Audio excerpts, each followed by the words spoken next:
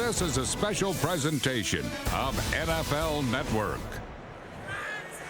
It is the kickoff to the final week of the National Football League season, but of course, it is so much more than that. Only 4 quarters remain between the Patriots and football immortality, with one giant obstacle in their way. All that we've done in the past don't mean every game is a different game. Right. And I can promise you this is a different game. The New England theme is, we believe in teams. Individual dreams bore me. Nah, they patriotic to a product of Super Bowl glory. When you craft a dynasty, envy rivals respect. And your rivals will find you when you're finding success. Combining vets who bring experience and leadership skills with youthful ingredients is what you need in the field. We don't talk, we produce. If you are what you say you are, a superstar, then have no fear. Behind stamina, not cameras, competitors, not editors, they started charting history with larger margins of victory, consistently accused of running up the score. That's 3 in the first quarter. How much celebrating y'all want me to do?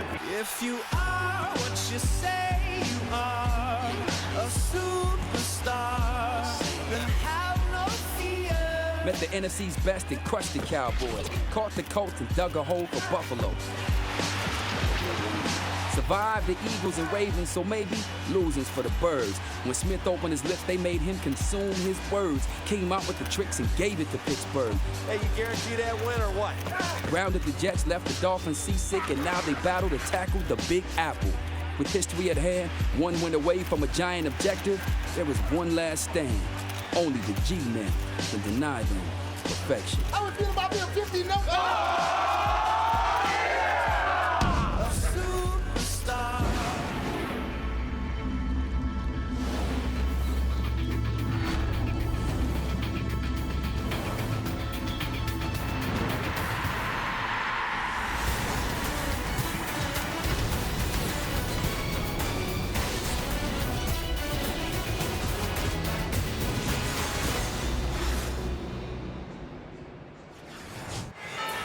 Welcome to Giant Stadium, where the stage is set for an historic night of football and football on television.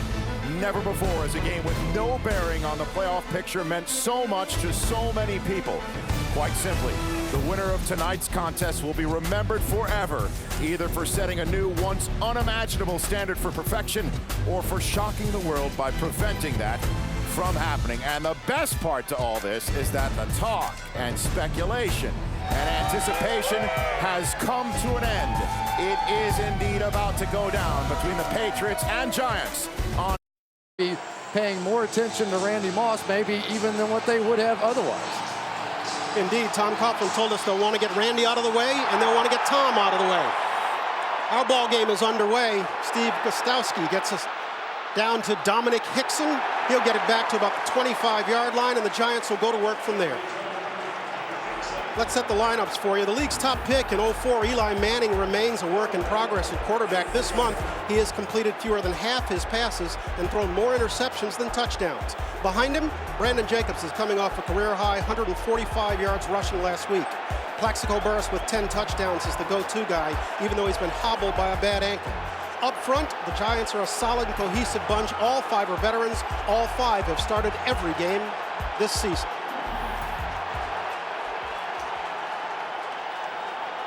Manning operating from his 25. Brandon Jacobs, the lone back, he'll get it off the right side and pick up a 5. Gives us an opportunity to set New England's defense. Their base is a 3-4, and the man in the middle, Vince Wilfork, is key to making it work. He's headed to the Pro Bowl. The linebackers are simply great. Vrabel, Sayal, Bruschi, and Thomas averaged 12 years in this league, 34 years in this earth, but they're defying their age. The secondary, too, is exceptionally sound. Rodney Harrison is the hitter. Asante Samuel, with 6 interceptions, is going to Hawaii in the Pro Bowl. 2nd and 5 for Manning and the Giants. They go to a 2 tight end set as Michael Matthews and Kevin Boss check in. Manning will throw for the first time, looking deep for Burress. Caught inside the 20.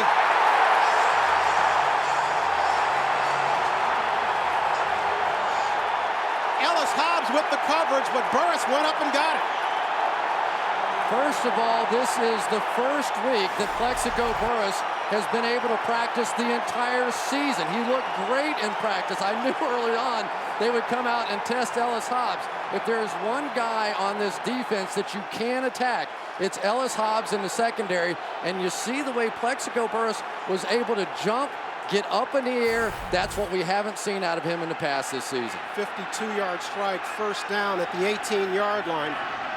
Fake to Jacobs. Manning rolls this side, throwing and in and out of the hands of Steve Smith. Are they calling it a catch?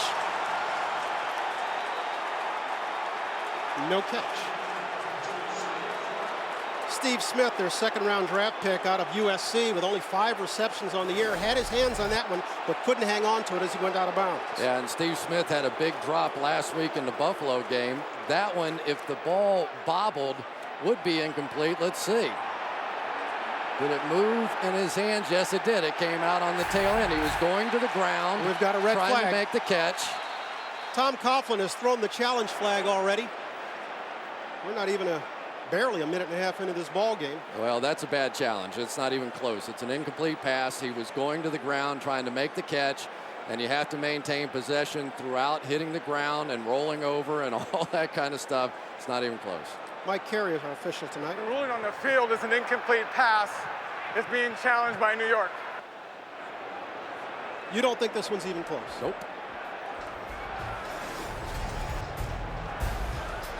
If the call is upheld, we'll come back. The Giants will have second down. We're back in a moment. The Meadowlands, right after this. Mike Carey has gone under the hood. We've had our first challenge of the night. Chris, take us through it. What'd you see? Well, anytime a receiver is going to the ground on his own, he has to maintain the catch all the way throughout all of this process. And when the ball kicks out at that point, it's an incomplete pass. The receiver, while making the catch, was going to the ground. Upon hitting the ground, the ball came out immediately. That's an incomplete pass. New York will be charged with their first team timeout. And I think if the coaches would have taken a little longer to look at that one, they would have realized it was incomplete and not cost their team a timeout. Really, the head coach in that case completely beholden to the coaches upstairs and what they see. So we turn to 2nd and 10 for Manning, again at the 18. Jacobs remains in the ball game as the deep back. He'll get it. Try the right side and come up with nothing. Ty Warren was the first to get there on the stop. You know, you talk about this Patriots defense. This is a team, and I don't know how many people realize this. Everybody would assume, okay, we know this is the #1 scoring offense in the league, blah, blah, blah. We've heard all about Brady and Moss and all the guys. But I don't think many people realize that this is the #1 scoring defense. They're tied with Tampa Bay, giving up the fewest points, under 16 points a game. So that is what makes them, at least on paper, one of the greatest teams of all time. See what Manning does on 3rd down. Looking far side, completing the burst, would seem to have enough for the first down.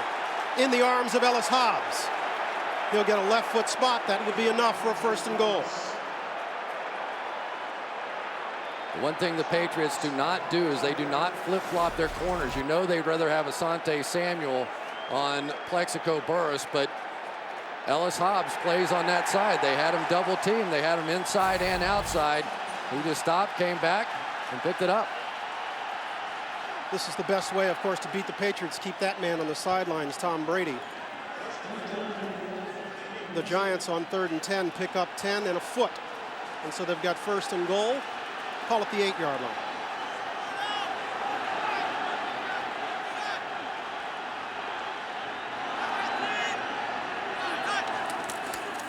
This is Jacobs. And Jacobs is stoned in the hole by Vince Wilfork.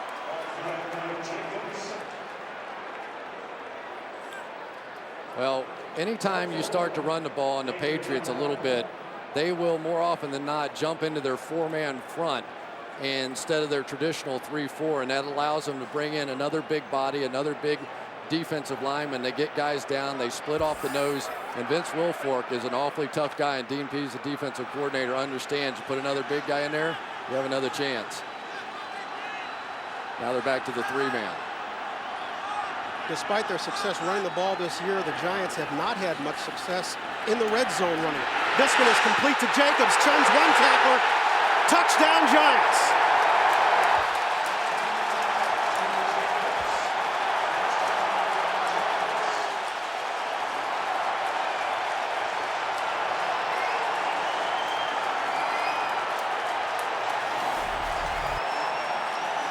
What does Scooby-Doo say? Ruh-roh. Ruh-roh. Uh-oh, we got a ball game now. And if anybody would have had the right to beg out of this football game, it would have been Brandon Jacobs. On the bad ankle, he's been hurt, dinged much of the season. He wanted to play, he insisted on playing, and he comes up big there.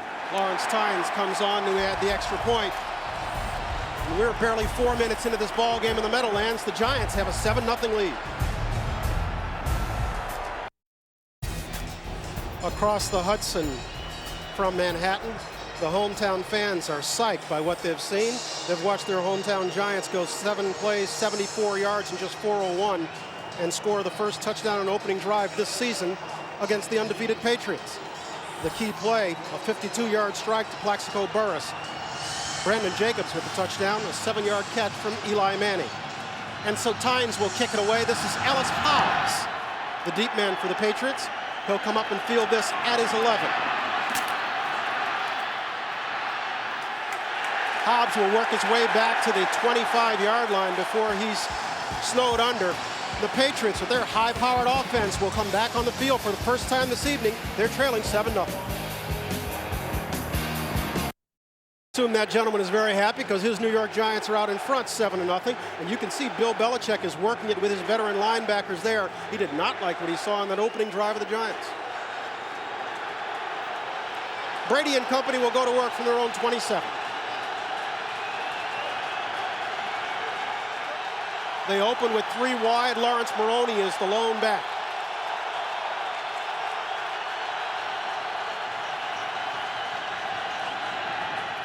Brady will throw on first down, low but completed to Randy Moss. First down, Patriots. Let's go ahead and set their offense for you. We could spend an hour detailing Tom Brady's achievements this year. Suffice it to say that he's a lock to win his first NFL MVP award this season. Lawrence Maroney gets the start at running back. He's coming off back-to-back games with at least 100 yards rushing. Randy Moss leads the NFL in touchdowns. He's got 21. Wes Welker's having a career year too. He has 101 catches. Brady will get good protection tonight. 3 of his 5 linemen, Light, Mankins, and Copeland, are all going to the Pro Bowl. Just like that, first down Patriots. Brady will throw again, complete this from the other side to Welker, and he crosses midfield to about the 44-yard line. Another first down, New England. Wes Welker, for all the conversation about Randy Moss, and certainly he's had a phenomenal year, for my money, Wes Welker has just been tremendous. Coming into this season, he had 1 career touchdown pass in 3 or 4 NFL seasons. He has 8 this year. When you talk to the coaches on this team about him, they say he is always open. He is too quick for people inside. Been a great complimentary receiver for this football team. Maroney will get his first carry of the night and get nothing as he tries the left side. Stone there. Let's go ahead and set the New York defense for you. Michael Strahan got that tackle. He's a 15-year veteran, the big name of this defense, of course. But it's the other end, Osi Umenyiora, who leads the NFC in sacks. He's going to the Pro Bowl. Middle linebacker Antonio Pierce is their do-everything guy in the middle. He calls the signals, and he's their leading tackler. The Giants' number 1 pick, Aaron Ross, starts tonight at right corner. At the other corner, Sam Madison is the secondary's elder statesman. He'll be matched against Randy Moss most often this evening. Call it no gain for Maroney. It'll be 2nd and 10 for Brady and the Pats. Brady swings it wide for Watson, in and out of his hands. We'll leave them with 3rd and long. Well, it's interesting to see that New England and Tom Brady in this first drive are coming out and they're willing to open it up. Remember, they have 2 new offensive linemen on the right side, Ryan O'Callahan and Russ Holstein, over there filling in for the starters. And one of the things that the Giants are going to do tonight is exactly what the Philadelphia Eagles did. They want to bring pressure, but more than that, they want to pressure these wide receivers. They don't want easy releases. They don't want easy yardage. 3rd and 10, Kevin Falk is checked into the ball game as the back alongside. Brady in the backfield. Lawrence Maroney is out. This one goes to Falk. Screen right side. Falk will come up short of the markers as he brought down at the 38-yard line. Aaron Ross coming up to make the stop. Now it gets a little interesting First here. decision of the night for Belichick, and he's not blinking at all. Yeah, it's a little too long for a field goal here. They're inside the 40, down to about the 38, and as he often will do, he's going for it. I think he went for the screen pass with the knowledge he would go for it on 4th down if he came up short. Keith Evans is checked into the ball game as the fullback. He's to Brady's left. Maroney is to his right. Moss is split far side. He's looking for Moss, completes. First down, Patriots. That was Justin Tuck coming with the pressure, getting to Brady, but not before he completed a first down connection to the man who has become his favorite receiver in New England. They put a guy like Justin Tuck over the center. It's almost an automatic mismatch. So even though they pick up the first down there, they at least accomplish getting a hit. And Randy Moss got away with a little push on Sam Madison at the end of that play. And so Maroney will try again up the middle, getting maybe one before he is stopped. The Patriots are accustomed to having success on opening drives this year. They've had 8 touchdowns and 4 field goals on opening drives this year, meaning that there have only been 3 games when they haven't gotten on the board the first time they touched the ball. Well, so far, I'm seeing a lot of activity on that defensive line from the Giants. Michael Strahan, who was telling us at the beginning of the week, he was like, I'm not sure I really cared on Monday if they went 16-0 or not. But the more film we watch and the more we got into this game, the more we wanted to play and thought we could beat them. Certainly they are not intimidated. They've basically said it'd be kind of neat. They're on their toes tonight. They say they have not said one word about Tampa Bay, their first-round playoff opponent. Brady completes this one, his second completion of the night to Welker. He goes down in the arms of Kavika Mitchell, but would appear to have enough for another first down, New England. Tom Brady is just so good at this. He does the little pump fake to get the linebacker to move. As he looks him away, it opens it up for Welker to come in behind him. Just watch Tom. He's going to flinch and give a little pump fake out to the right. The linebacker jumps that. He catches Welker back on the other side. First down from the 21. They'll stay with Maroney again. Patriots not having much luck on the ground this evening early on. Give them a gain of perhaps 2. You know, and that sort of has been the ultimate question about this football team is what happens when they get in bad weather like they did in the Ravens game? Can they overcome that? Can they come back and run the football? In the last couple of weeks with Lawrence Maroney, he has gotten that done. We've seen him break off some big runs. He had not had a run of longer than 20 yards all season. Last week, 2 over 50. Except this is a team that has had a 100-yard rusher in 5 games this year. The previous 2 seasons combined, they only had 3, so one could argue they're actually running it better this year than they have before. Empty backfield. Brady under pressure will still get this one off. It'll fall incomplete. Second time it's been in and out of the hands of Ben Watson. That was Osi Umenyiora coming around the backside and almost getting to Brady. Osi Umenyiora, I'm not sure how he missed him here. He went for the knock it out of his hand strategy right there. Coming around the edge, he swats at his arm, and Brady somehow, I don't know how in the world he knew he was there, but ducked just as he was swinging at his arm. Just another brilliant play. Talking to Matt Light, he said he's uncanny. He sees those people coming behind him. 3rd and 8. Brady with time, throwing end zone, overshoots Randy Moss, incomplete. And this time Belichick will settle for the field goal. That time the Giants, instead of trying to bring pressure, brought just 3. They went with a zone blitz, brought back one of their defensive linemen into coverage, and Sam Madison's doing a pretty nice job on the outside. It's sure he had double coverage, he had some help over the top, but remember what we were talking about before.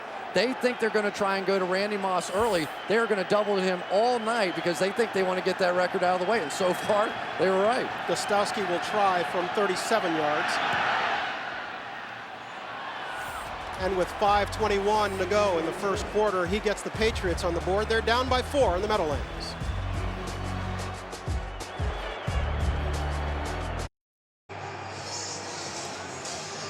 Tonight's aerial coverage is presented by Gillette. Our conditions for tonight in the Meadowlands absolutely perfect for football in a stadium that is notorious for its bad weather and its gusting winds. Winds are barely 8 miles an hour and 45-degree night. It's very pleasant out here. Gostowski kicks it away, and again, this is Dominic Hickson. He'll take it at his 9, and he won't get much. Antoine Spann coming up and stuffing Hickson at the 20. Eli Manning and the Giants will get the ball back. They're leading it 7-3. Good look at the rink at Rock Center. Used to sit outside my office right there. I can't tell you how many times I daydreamed looking out there. Mr. Today Show. Oh, no. That's ancient history. Manning and the Giants will go to work from the 21. They're leading at 7-3. He'll give to Jacobs.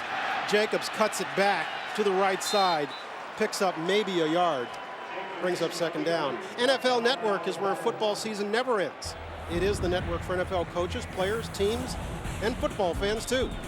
Remember, log on to iwantnflnetwork.com to find out how to get your all-access pass to the NFL all year long. That's football 24/7.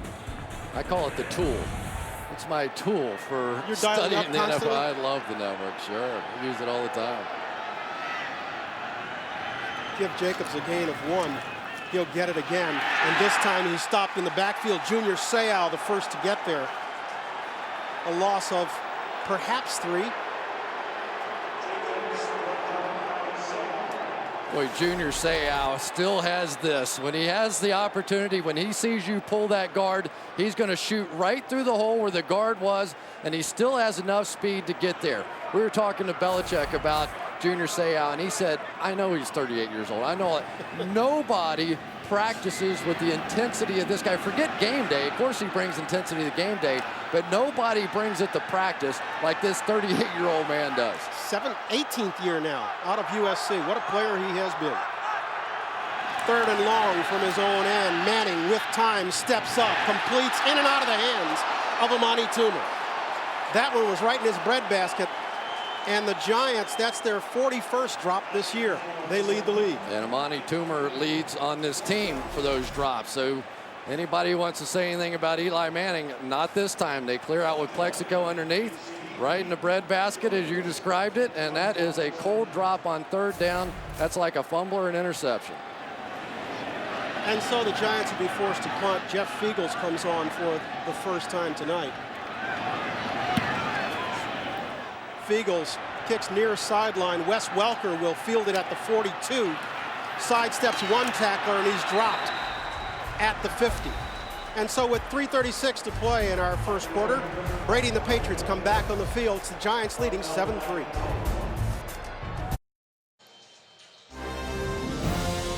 Ready to play action fake.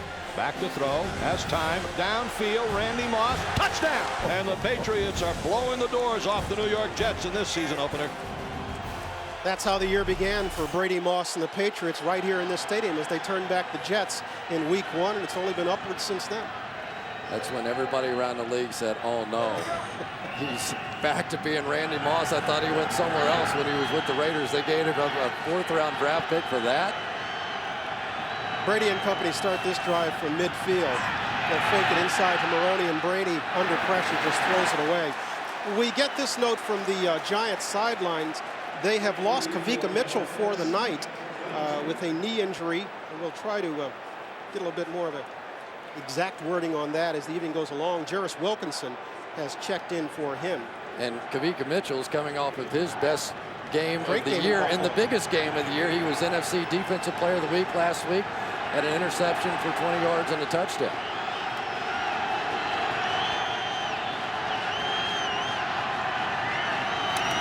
Brady will toss to Maroney, and Maroney will be dropped in the backfield. Jarris Wilkinson.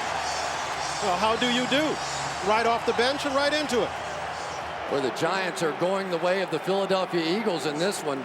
Wilkinson up there right at the line of scrimmage, right in the A gap between the guard and the center, and they're just sending the second back through. It was Antonio Pierce that went first, and then Wilkinson came right behind him. And the Patriots having no luck running the ball. Maroney tonight, 4 carries, -2 yards.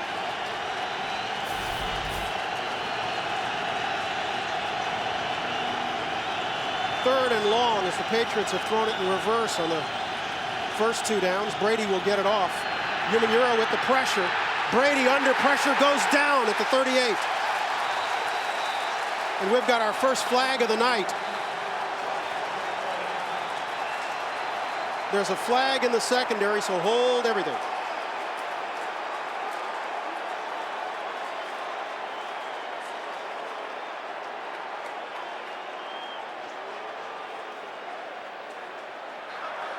While the quarterback was still in the pocket, illegal contact, defense number 23, 5-yard penalty, automatic. First down. They call that one on Corey Webster, the third-year player out of LSU. And if there has been anybody on this Giants team that's had a tougher year than Corey Webster, I don't know who it is. Here's a young man that was a high draft pick. He's been working hard to make plays, trying to do various things, and he just got his hands on a little too long. Says, I have no idea why they called it, but past 5 yards, they're not going to allow that. And just like that, Brady gets a new set of downs. Killer penalty right there. He'll throw on first down with time. Completing this one, Dante Stallworth with his first catch of the night. He goes down in the arms of James Butler. But if I had to say there's a storyline to begin this game, this defensive line from the Giants is pushing the offensive line back into Tom Brady. Tom Brady's biggest asset this season has been the ability to step up. When the tackles send the defensive ends wide, he's always been able to step up. But in this game, they're getting a push in the pocket that we haven't seen. That would be Robbins and Cofield in the middle for the Giants. This one to Welker, and Welker will be pulled out of bounds inside the 20. James Butler got there, and with that catch, Welker now moves into first place in the NFL in receptions, overtaking T.J. Houshmandzadeh. That's his 104th catch of the year. Well, how about on the outside, Randy Moss throwing a block on this one? Wes Welker out in front. Randy Moss gets the nice roll-up block on Sam Madison, and he's off. That is something we have not seen much of during the brilliant career of Randy Moss. They don't pay him the block. He did a little grab hold there, but it worked. A little bit of leg whip, too. Wasn't bad. First and 10 from the 17, and Brady will try Falk inside, and again, the Giants stone the running game of the Patriots. Well, they're trying a little bit of everything. That time there was a brilliant trap by Logan Mankins coming across from his guard position. Of course, Mankins going to the Pro Bowl, and it worked perfectly, and yet still the second layer was there. The linebacker stepping up and making the plays. We're seeing a lot of stunning on the inside. Watch Mankins come across with the trap block. It's perfectly executed, but Michael Strahan just blew through the inside and made the play. Michael Strahan is making a lot of plays tonight, sliding down the line of scrimmage, and that's a good sign for the Giants. Remember, he's playing opposite Ryan O'Callahan tonight, a second-year player who is filling in for Nick Kazir. Brady barely gets this one off, will throw far side and complete it to Falk. Enough for a first down. Had to be a completely blown coverage, or they're so afraid of Randy Moss that they're going to ignore everybody else. Randy Moss. And a Patriot is down in the field. Ran right down the middle of the field. That's Moss.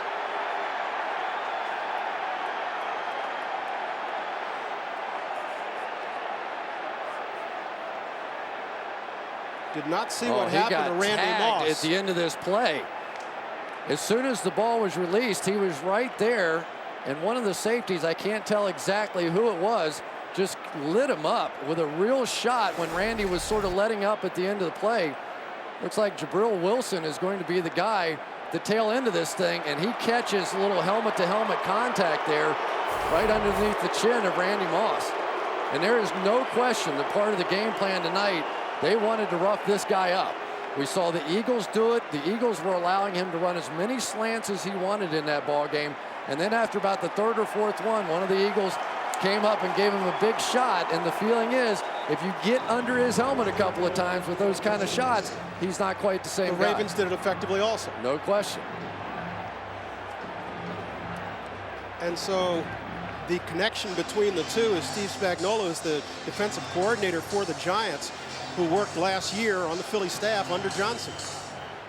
I bet they had some conversations this week. They did not. I asked the really? question. Come they on. did not. They did not. Why wouldn't?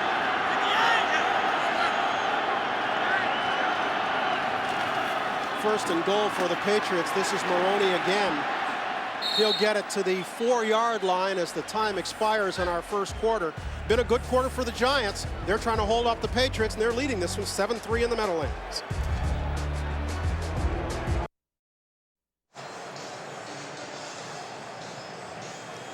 And while the teams changed ends, Randy Moss checked back into the ballgame. Seems none the worse for wear. Of course, I'm not inside the helmet. It didn't hurt me. No. Randy's a pretty tough guy. He's seen it all. No man has seen more double coverage in his career, maybe other than Jerry Rice, and that guy right there. And Tom Brady talks about it. Said he comes over, he knows more about double coverage than I do. He's seen every kind. What did he tell us? He's the smartest player he's ever played. Yeah, he says, I trust him like another quarterback standing over there. He really understands what's going on the field. This time he'll split Moss wide to the right. Maroney remains in the ball game. Heath Evans is the up back. And Brady will throw for Moss. Touchdown, Patriots.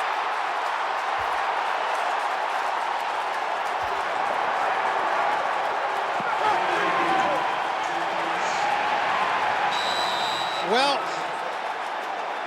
with that, where do you want to start? We got all records breaking here. With that, the Patriots break the league scoring record for a single season, surpassing the '98 Vikings. With that, Brady ties Peyton Manning for the most touchdown throws in a season at 49. And with that, Randy Moss ties Jerry Rice for most touchdown catches in a season with 22. And with that, Randy Moss got a penalty for excessive celebration. So they did as many with-thats as we've ever seen on one play before. Well, you know, how often do you get 3 NFL records fall in one play? That's a lot of with-thats. And so Gostowski comes on 5 seconds into our second quarter and makes this one a 10-7 ball game. Tom Coughlin had it right. He said they'll want to get Moss out of the way. They'll want to get Brady out of the way. 3 records have fallen, with more to come from the Meadowlands right after this.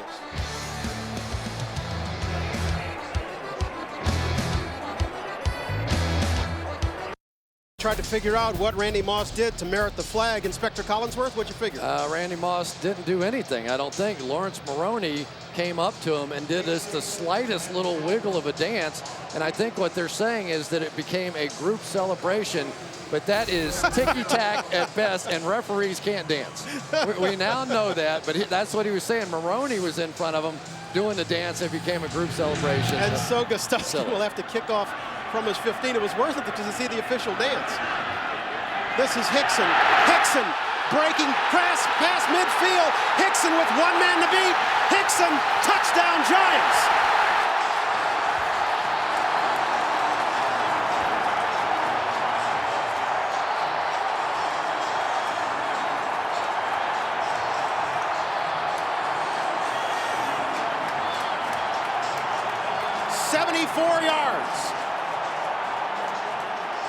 And suddenly Bill Belichick doesn't think that official dancing was very funny. No, and as a matter of fact, that becomes a huge penalty at this point, because then they had to kick off from much farther back from their own 15-yard line and create a little forward momentum on this one. And for the Giants, they are determined to make this one a game. And just like that, the Giants take the lead once again. Second quarter's been full of action, only 16 seconds. We've had 2 touchdowns. The Giants are out in front, 14-10.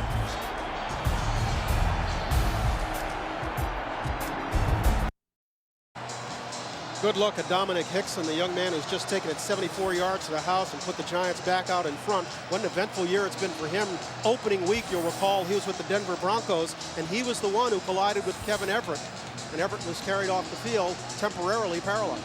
And they got together in Buffalo last week when Everett was there at the game, and Dixon made a point to go up into the private boxes, and he said, it's been such a burden on my mind for all this time, and I think it meant a lot to him to be able to at least have a conversation with Kevin.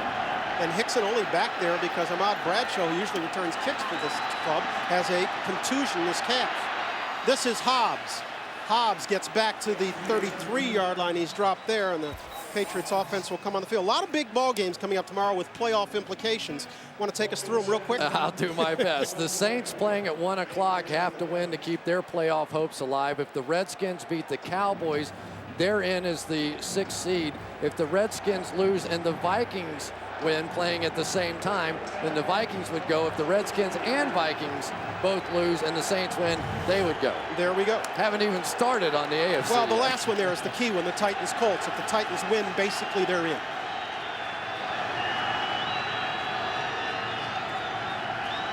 Watson will come in motion this side. Brady changes up now. He'll give to Maroney.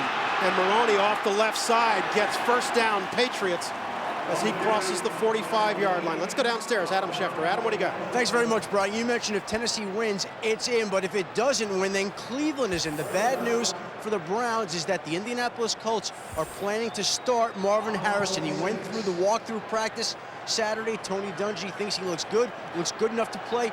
The Colts want to use Peyton Manning with Marvin Harrison. So now Cleveland must root for Jim Sorgi, who's going to play at least the second half.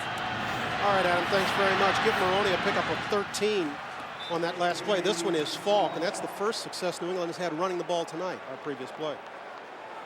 Yeah, and believe it or not, the Patriots are using Randy Moss as a blocker in this game. They're rolling the corner to Randy Moss's side and dropping the safety in behind him to try and double him. So now what the Patriots are countering with is this little swing screen of theirs. Randy comes off, makes the block on Madison, and there's nobody there to fill the void. This time Moss goes to the left, top of the screen, but they'll give it inside. And this is Maroney. Remember, the path to the draft is on NFL Network. Don't miss exclusive coverage of the Senior Bowl and the NFL Scouting Combine, where top NFL draft prospects show off their skills for coaches and clubs. The NFL Scouting Combine, that's this February, all on NFL Network, where football season never ends. I think we can get that picture up a little bit later of Tom Brady at the Combine. Oh, that was something. How great We was definitely that? have to show you that. We got to show that one. Brady may not want us to show it, but you got to see it. They'll swing it far side. Welker, first down Patriots as he crosses the 30. Okay, this is the one Tom Brady would prefer we didn't show, but this is Tom when he came out of college at the Combine. I can only tell you that I am so happy they didn't videotape my Combine, because it would have been all time and it definitely would have shown up somewhere. But here's Tom Brady, who ended up coming out as a 6th-round draft choice, a complete afterthought. He was telling us last night what he was on an 0-8 freshman team in high school. Backup. He was the backup quarterback, so he's come a long way, baby. As you can see, he's now set a franchise record, going over 4,500 yards passing. This is Maroney, and Maroney will get nothing on the right side. Barry Colefield coming from his tackle position to stone this one. Yeah, and what's happening is the Giants are chasing plays from the backside and actually getting there. So these stretch plays are going to have to get there just a little bit quicker. You'll see the backside pursuit is actually what catches up here, and the penetration on the front side is forcing the back to go a little deeper so the backside can get there. Cofield inside has been a real find for the Giants. He was a rookie last year out of Northwestern, played all 16 games. Now in his second year, and the Giants really like him. And the Patriots are going 2 back sets now because of protection issues. Welker in the slot. He'll get it wide. Welker, Aaron Ross first to get there. Aaron Ross with the tackle. Great hustle play that time by Aaron Ross. He misses the first time on the bubble screen. They're coming back with this same play time after time. This time Ross with man coverage on the inside, sees it, flies out there, misses the tackle on Welker initially, but it takes Welker long enough to get back to his feet. He can come back. Good hustle play, good young player right there in Aaron Ross. Heady play, rookie out of Texas. It'll leave the Patriots with 3rd and long from the 32. They look like they're in a 2-man coverage here where they're going to try and play bump and run underneath. Brady gets it off, throws this side, and completes it to Kevin Falk, but way short of the first down marker. Reggie Torbor was the first to get there, and so Gostowski will come on for the 2nd time tonight with a field goal attempt. Well, Torbor was about 10 yards off, and so I think Brady was thinking, let me get it out here to Falk in the open field, see if he can break a tackle and make a move. But Torbor made a nice tackle, and field goal team has to come on. As you can see, Gostowski has made good from 37. This one will be from 46 yards out. And it's true. And the Patriots have now pulled to within 1 of the Giants. It's 14-13 in the Meadowlands. Back in the Meadowlands, where Bob Kraft has come to watch his Patriots complete a perfect regular season, but so far it's not going their way. They're trailing 14-13, and in the wake of this first half that we're seeing, it seems funny to think that the big question all week was, would the Giants play their regulars? And you know, you wonder, did it factor into the Patriots' minds? Were they thinking, they're not going to play these guys. They may play a half, they may do whatever, and all of a sudden the Giants are out here like it's a Super Bowl. Kostowski kicks this one away, and this is Hickson, the man who took the last one back 74 yards for a touchdown. He'll get much less this time as he's brought down to the 30. The Patriots bandwagon is a pretty popular place right now, but I'm happy to say my partner was on it fairly early on. To be perfectly honest, I think they're the best team I've ever seen. I know it's still early right now, but you would have to say that this football team, they just have so many different ways to beat you. I think this is a frightening-looking team. My favorite part of that is Bob Costas going soprano on me. What? You wanted no part of that one. Manning will start from the 30, and Manning will complete this one to Kevin Boss. And Boss makes his way past the 45. Boss is now their receiving tight end, now that Shockey is gone for the year with a broken leg. And they really like him. They think that he is a tremendous receiver. He's come up big when he's had his opportunities. And when you go first down play action for Eli Manning, I mean, let's face it, the Giants are known as a running football team. They go first down play action, the linebackers bite on it, and it was just no problem at all for Kevin Boss to get in behind him.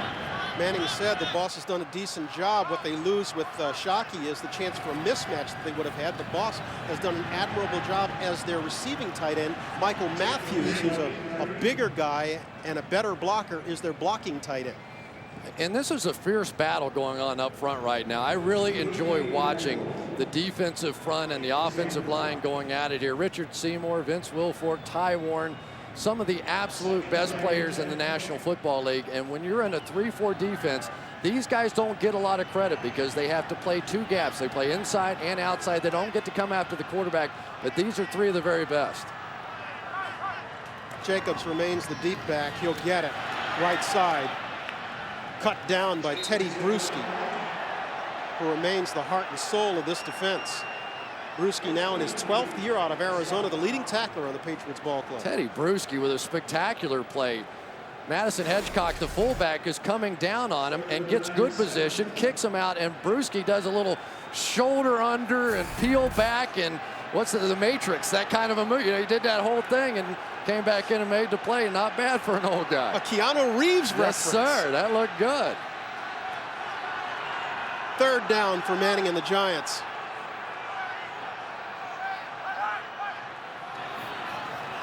He'll fake to Jacobs inside. Manning throwing over the middle, incomplete, was going for Kevin Boss. Rodney Harrison defending on the play. And here's the difference, because if Jeremy Shockey's in the game at this point, you have a chance when you get one-on-one coverage against Rodney Harrison, number 37, right there, physical at the line of scrimmage. But Harrison just all over that one. He didn't go for any of the fakes. This guy's been around a long time. I don't know that all the players in the National Football League like him because he's kind of one of those laid after the pile, hit you around kind of guys. But he is a tremendous asset on this team. And he's a guy who has bad memories of the season ender last year. Remember against Tennessee in the final game of the season, he had a knee injury and was lost for the playoffs. Fiegels will kick this one into the end zone, and so the Patriots will bring it out and start from their 20 on what has been a very hard-hitting affair here in the Meadowlands on a Saturday night, and a surprising affair, too. It's the Giants on top on the scoreboard, 14-13 over the undefeated Patriots.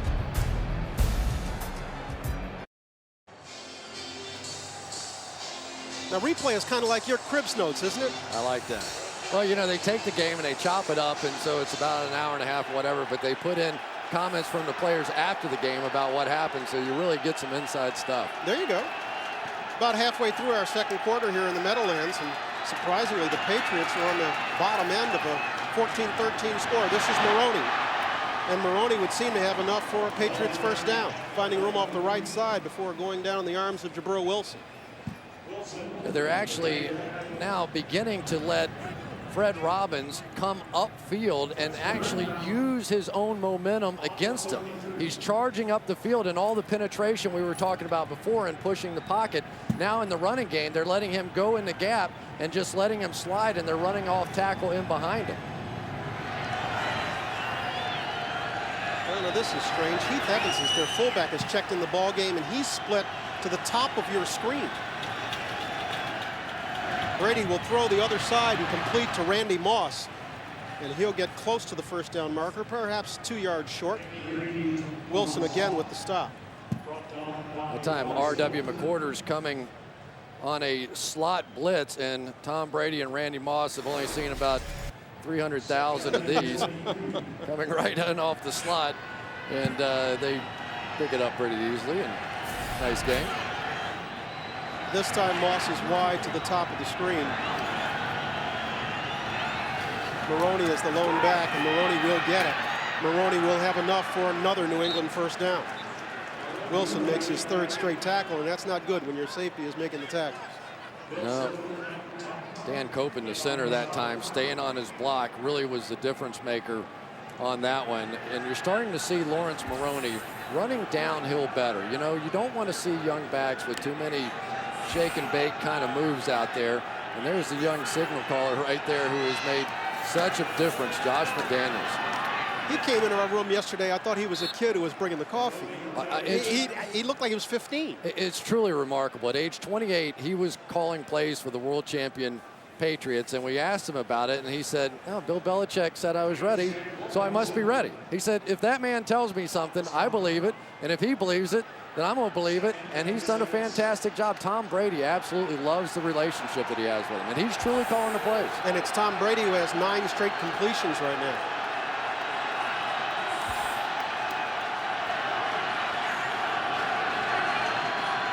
Antonio Pierce checking out of what looked like a blitz. They're going back into a zone now. Brady with time, make it 10 straight to Welker. And that time Pierce drags him down. Would appear to be just shy of the first down marker. Will leave the Patriots with the third down. You know, so much of this offense is on Tom Brady. There's just no way around it. When you take all your blocking backs, all your tight ends, and say, "You guys get out of here. Let me read it. Let me make plays." That's all the quarterback then. They go to a tight formation. Heath Evans is the up back. Maroney is deep. Evans will get it, and he'll get the first down.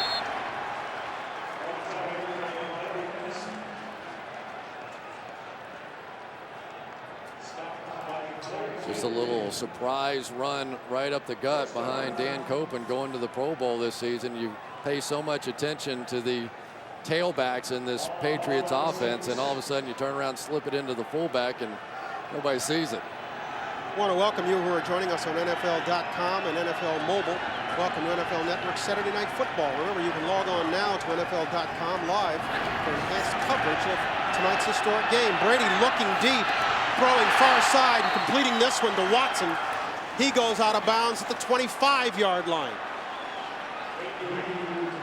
Make it 11 straight for Brady. That's the power of having Randy Moss on your football team.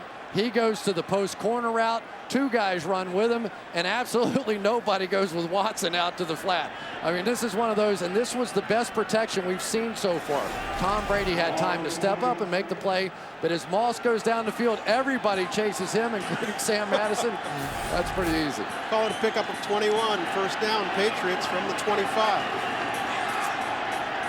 Brady got him with the snap count again. They showed their blitz, and now they're going to have to back out of it.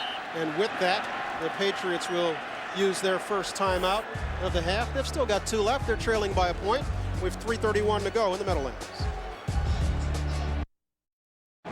The fantasy football season is not over. Play the NFL.com Playoff Challenge fantasy game. It's simple and it's free. I like that free stuff. You also could win a trip to Super Bowl 43, so sign up today at NFL.com Playoff Challenge. We all know that about you. Thank you.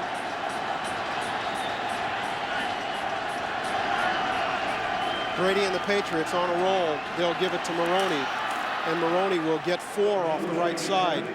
Michael Strahan coming up to make the stop. What was it Strahan told us? This is a guy he feels fresher this year for having missed training camp. We asked him about coming back. He said, well, maybe if there are, what do you call them, concessions? A few concessions might have to be made.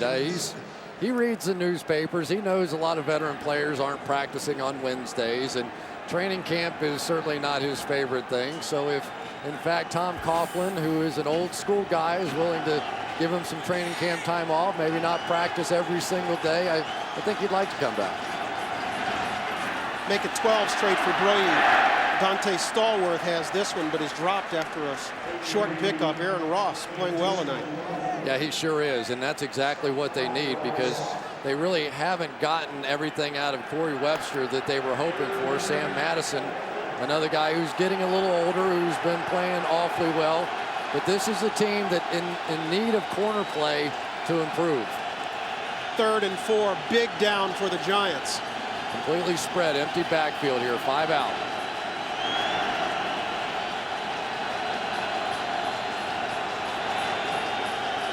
Brady has Welker to his right, Moss to his left. He barely gets it off. Brady with time, end zone.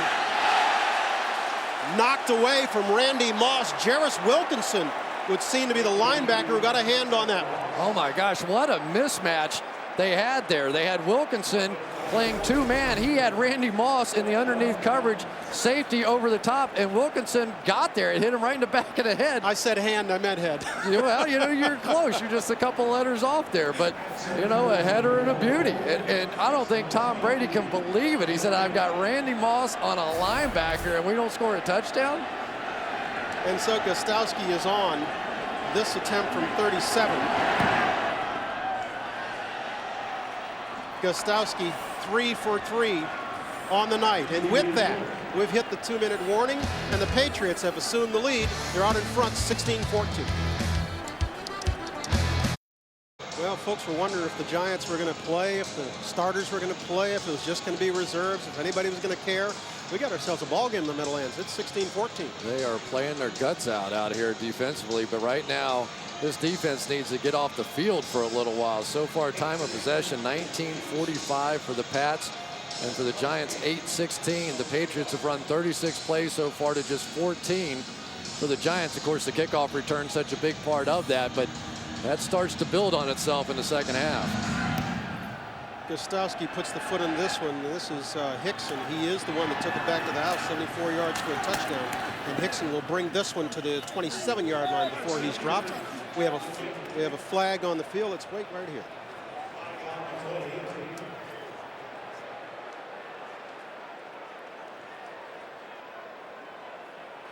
During the return, holding receiving team number 43, 10-yard penalty, they retain possession, first down. So that'll back the Giants up a bit. Let's go on downstairs. Rich Eisen. Rich? Well, Bryant, this is the current state of our halftime set right now, but in a couple of minutes, like one of the fine barn raisings of Pennsylvania Dutch country, it's going to go straight up, and we're going to conduct the Wendy's halftime show. Join me and Deion Sanders, Steve Mariucci, and Marshall Faulk. We'll talk about all the important games on Sunday that's coming up in Week 17. And for those in need of a primer for NFL Network, we're going to condense 4 years of fun, facts, and entertainment in just 60 seconds. That's coming up with the Wendy's halftime show, Brian. All right, Rich, thanks very much. We'll be watching for you, sweating there as that barn raising takes place. The Giants move back now to the 15-yard line. That was really a big penalty, because now it really changes your philosophy down here. Well, maybe it doesn't. They're going to take their shot. Manning off balance as he threw that one, tried to get it out to Toomer. As you can see, it came up short. I'm surprised the Giants have not run the ball more effectively tonight. 7 carries, just 7 yards for Brandon Jacobs. Yeah, and that is what they do. But remember what Bill Belichick will do to a Kevin Gilbride. His philosophy is, what do you do best? We are going to take that away. So essentially they are now saying, Eli Manning, beat us. Beat us if you can. Manning this time sends Plaxico Burress to the left, where he's lined up opposite Ellis Hobbs. Manning looking the other way. Manning with time. Manning flushed this side. Throwing and completing Kevin Moss. First down, Giants.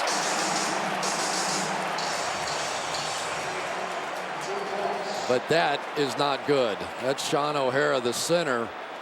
And if you're Tom Coughlin, that's what you can't afford to see in this so-called meaningless football game. Yes, your quarterback just made a great play, something you've been waiting to see, but if Sean O'Hara now has any kind of injury that impacts the playoff game next week, now you have problems.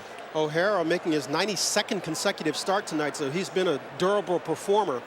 8-year man out of Rutgers. Hard to tell exactly what happened to him there. Looked like his own guy sort of got underneath him. Watch in the middle, O'Hara is 60. Oh my gosh, yeah, that's exactly, it's David Deal that was pushed back into him, and as O'Hara had his leg planted, and that's not unlike the way Shockey got his broken leg against the Redskins. They have had an awful run of injuries here with the New York Giants, and I don't know if football fans truly understand the significance of the offensive lineman in the NFL, and in particular the center position. This is the guy that makes all the calls. In other words, the quarterback will come up, put you in a certain front, make a couple of calls, maybe check where the back's going to go, but it is the center more often than not that directs the offensive line. And so he is essentially the quarterback of those guys up front. And when you're talking about having to change out that position, that's significant. And as you can see, Gray Rugemer is ready to come in. We'll come back and check O'Hara's condition right after this.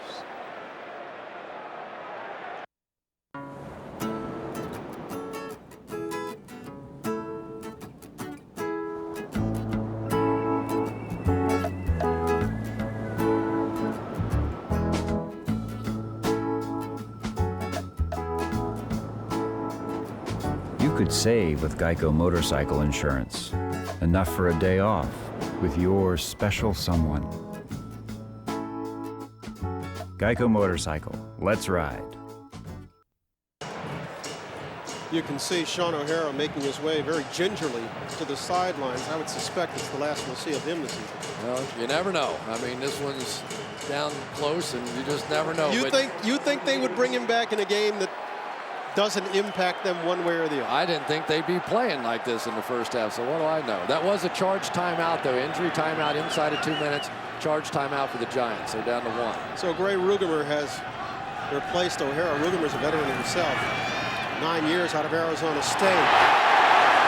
Manning to Toomer. He hangs on this time, crossing midfield to the 44-yard line. Tremendous protection inside. They brought 4. And Eli's able to stand there. We're not seeing him fading away from throws tonight. He's stepping up and making good throws. Giants still with plenty of time. As you can see, 1:17 to play, and they still have 1 timeout. Manning with time again completes to Jacobs. And Jacobs barreling his way across the 30 to the 26-yard line. First down, Giants. That time the Patriots bring 6 on the blitz, maybe 5 on the blitz. Eli stands in, finds the hot read. Junior Seau in the man protection was trying to play a little game, making Eli think he was coming, and then backed out late. We've moved inside of a minute. Manning will throw again. This is Boss again. And Boss this time with an 8-yard pickup. Boss tonight, 3 catches, 48 yards. And we've got a little skirmish in the Giants' backfield. That's Jacobs and Seau.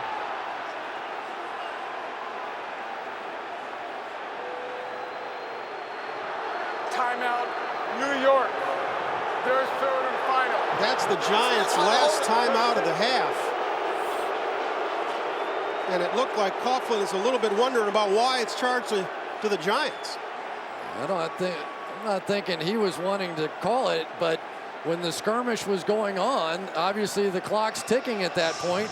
And what are you going to do? And Brandon Jacobs and Junior Seau are going at it. Remember, Jacobs made the move, caught the ball the last time. My guess is this time he had to get some pass protection on him, and he came up and gave him a good shot. But for Junior Seau, if nothing else, he milked a little time off the clock. But for Eli, this is the best I've seen him so far. Here's what just happened. Oh, he poked him right in the eye. Well, Wilfork did. Yeah, Vince Wilfork, right. Vince Wilfork reached over and stuck his finger inside the face mask. You know, looked like a Mo Larry Curly deal. I'm going to tell you, if the referees had seen that one, I think it would have been. The defense was holding the runner down. That's a delay of the game. Defense, number 55, 5-yard penalty. Did enforcement result in a first down? More to come. Hold the line. Woolfolk was not tagged for the fingers in the eye, but for holding the runner down. New York will not be charged with a team timeout. Okay, so Coughlin did have a right to complain. He didn't call it. Well, the penalty is what took away the timeout. So that penalty not only significant from the yardage gain, but also the timeout recouped. And that was, for Vince Wilfork, that's pretty nasty right there. I mean, he clearly was trying to take his fingers inside the face mask and poke his eye. Now, that's one I'm sure the league's going to take a look at. Unfortunately, the officials didn't happen to see that one with all the other activity going on out there, but that should have been 15 yards against the Patriots. Right there, there's no question of the intent. Yeah, but that one doesn't look like an intent to injure. That looks like an intent to annoy. That looks like an intent to stick your finger in his eye, and that should have been 15 yards, and that could have even been a potential ejection, which would have been devastating for the Patriots. So the Giants, very lucky. I'm sorry, the Giants get their timeout back. Remember, the Giants lost a timeout on a bad challenge just a minute and a half into this ball game on their very first drive. Let's give Brandon Jacobs a little credit for not retaliating. That happens so much in the NFL. Somebody does something like that to you, you take a swing, and all of a sudden they throw you out of the game. So he held his head about him and walked away. Okay, order has been restored. Let's reset. This is a good-looking drive by Eli Manning, isn't it?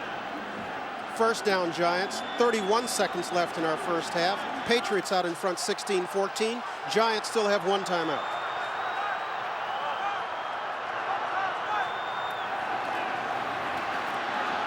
Manning with time. Manning scrambling to his left. Manning to the 4. First down, Giants. And this time, he does signal for the timeout. Well, you're talking about, for Eli Manning, this is when I think he's at his best. When you talk to the Giants coaches about him, they say he knows how to play the position. He knows all the checks. He knows all the calls. He knows intellectually how to play the game. What he has quit doing is playing football. He needs to just go back now, rely on his instincts. He understands the game, and just play football. You say he's quit doing it. Why? You know, I think that sometimes he can become so mechanical in trying to get everything right on the football field that he forgets he's a football player. And what they have worked with him relentlessly on is trust your instincts. Trust what you're seeing. Just go out and make plays. And when he gets in the 2-minute offense, more often than not, he looks better than he does when they're in the set off. In fairness to him, they also said that his problem is he hesitates sometimes too much, and that's understandable because he and Burris have rarely worked together in practice all year long. And as they said, Shockey sometimes did his own thing on the field. And Shockey's gone, and Tiki Barber, who is his easy weapon on the outside. But this has been really impressive. This is a signature drive so far by Eli Manning. Manning has Jacobs to his left. He sends Hedgecock in motion. Manning throwing this side, incomplete. Was going for Plaxico Burris. He was covered by Ellis Hobbs, and Burris didn't think much of the non-call. Well, I think Burris thought Hobbs grabbed him and pulled him down, and he said, the heck with that? What was that?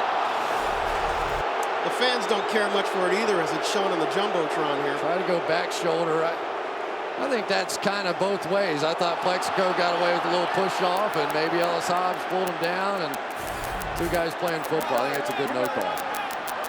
Second and goal. Giants out of timeouts. 18 seconds, and the Patriots will call a timeout. They're second of the half. And so Manning will go to the sidelines to talk it over with offensive coordinator Kevin Gilbride and head coach Tom Coughlin. Remember, every playoff game will be re-aired every week on NFL Replay, exclusively on NFL Network. You can get NFL Network on DirecTV, Dish Network, AT&T UVerse, Verizon Fios, and Cox Communications. So log on to iwantnflnetwork.com to find out how to get it. We've got ourselves a ball game here, 16-14, and I doubt anybody in the stands is wondering, oh, is anybody going to play in this game? Because it's a season ender. This really says a lot to me about the players in the National Football League. I mean, the Giants are out here really with nothing to gain. and they're playing their absolute guts out. Does this in any way take away from what they're going to do in the playoffs next week? You never know what may happen if some injuries come up or whatever. But when you see guys playing in a meaningless game like this, it has to impress you about the character of these guys.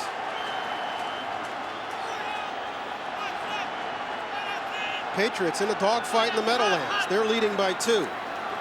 Manning. Boss. Touchdown, Giants.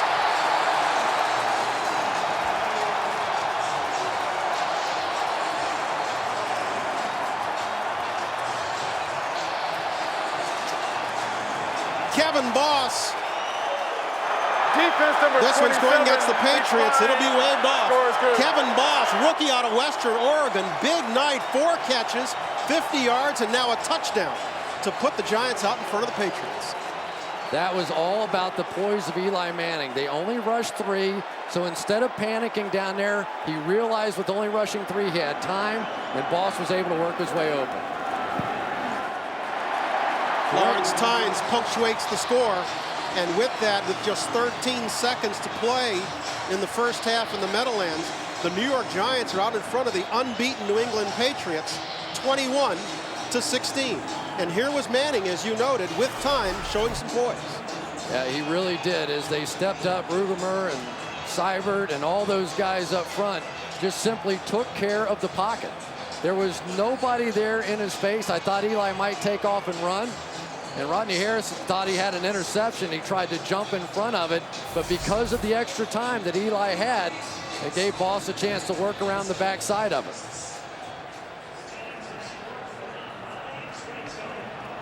That was impressive. That was a signature drive for Eli Manning. That is sort of the other Manning kind of a drive. And I give Kevin Gilbride a lot of credit on that one.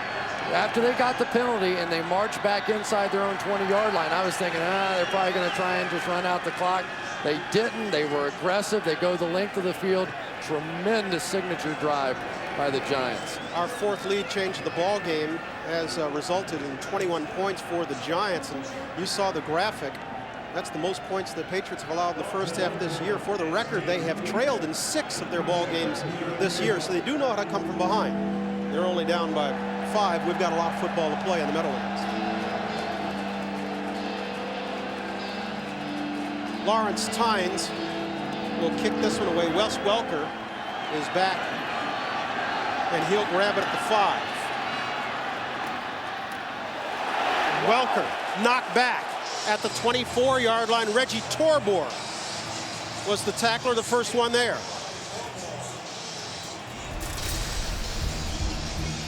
Here's the teams that made it a long ways before they returned back. The Bears were 12-0 before the Dolphins ended their dream. Here in the Meadowlands in 1998, the Broncos came in at 13-0, and the Giants turned them back. And then just 2 years ago, remember, the Colts started out 13-0, and it was the San Diego Chargers who went into Indianapolis and ended their hopes of a perfect season. Well, this has gotten really interesting now. The fans love it here in the Meadowlands, and why not?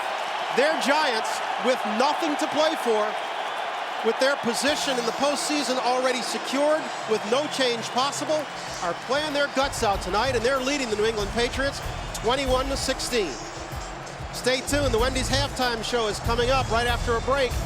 Rich, Mooch, Dion, and Marshall are coming right back. Highlights and analysis right after this. The output of Tom Brady, only difference of 3 yards right there. Manning has played well this evening. Third down conversions pretty even. Patriots dominated the clock, but not on the scoreboard. If you're Belichick, what did you say at halftime? He said, trust in Tom. This team has seen Tom Brady when they have struggled against the Ravens and against the Eagles. You put the ball in his hands, you spread people out, and you let him take over the football game. He's done it in the past, and I guarantee he's going to get a chance to do it here in the second half. We have a second half of football. It promises to be a good one. Tynes gets it underway. He'll boom this one to the end zone, drives Falk back, and he'll take a knee. And Brady and the Patriots will come out and start from the 20. Some individual performances tonight. Eli Manning, as we've noted, has played very, very well. Dominic Hickson, of course, with the long kickoff return for a touchdown. That was the big play for the Giants. Of those 17 completions for Brady, 11 of them were consecutive. And of course, Randy Moss has a touchdown to tie the season record set by Jerry Rice, his 22nd touchdown catch of the year. And now the New York Giants defensively get to come get Tom Brady. They're going to come out and not go shotgun early on. Maybe they're going to try and get back to the running game here. He sends Welker to the slot. He's got Moss to his right, split wide. Moss is opposite Madison. And Brady looks for Moss.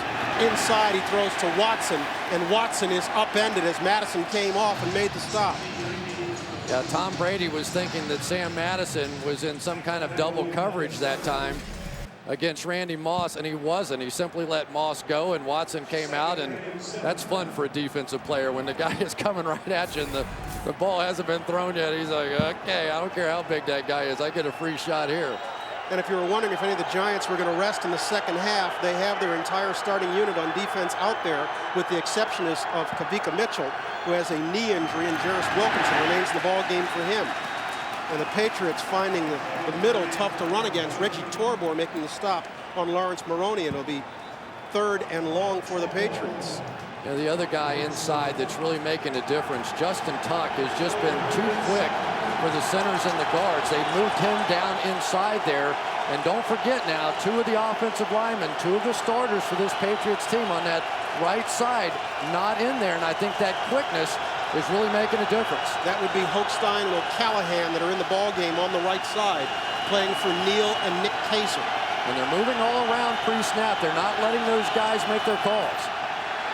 Brady gets it off. Brady for Moss. Caught! They're waving it off. They're saying hit the turf. That was Reggie Torbor who got there to Brady. Brady barely eluding the grasp of Torbor and getting that one off, and just couldn't put anything behind it. Came up about a foot short. Otherwise, Moss hauls that one in. One of the problems you have when you have new offensive linemen in there, just getting all the checks, all the protection. That was a sick play that time by Tom Brady. Randy Moss should have made that catch, or at least had an opportunity to, after Tom Brady was just under siege. Patriots first 3 and out of the night. Hansen punts this one away. That's R.W. McQuarters not getting much. He's brought down at the 37-yard line, so the Patriots on their first foray go 3 and out. We'll see what the Giants can do right after this.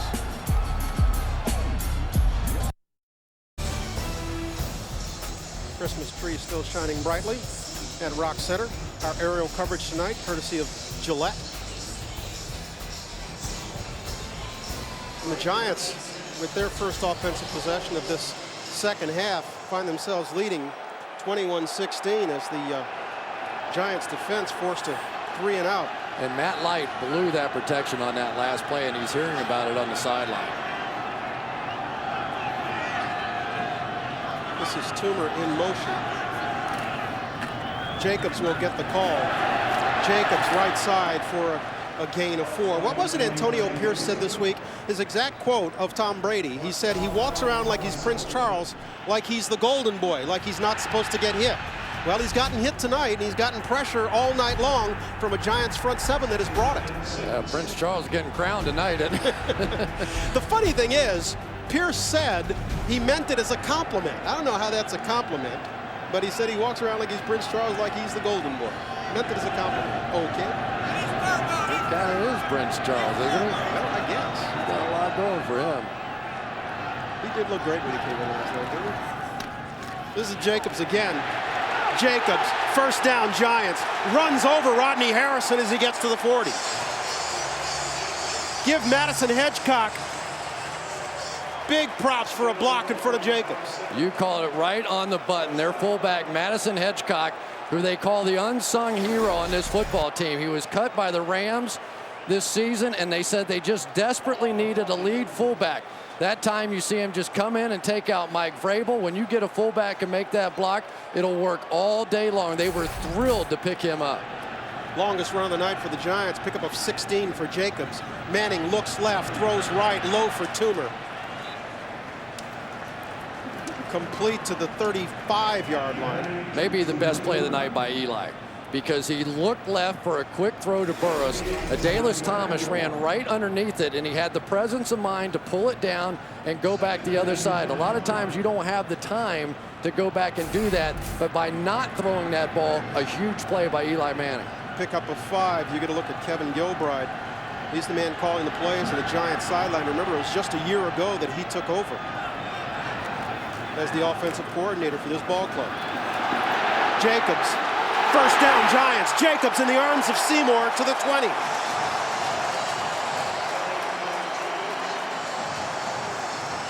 Huge block that time by Kareem McKenzie. The hardest thing in the world for an offensive lineman is to get up on the second level and pin those linebackers. That time McKenzie got the inside linebacker completely pinned down inside.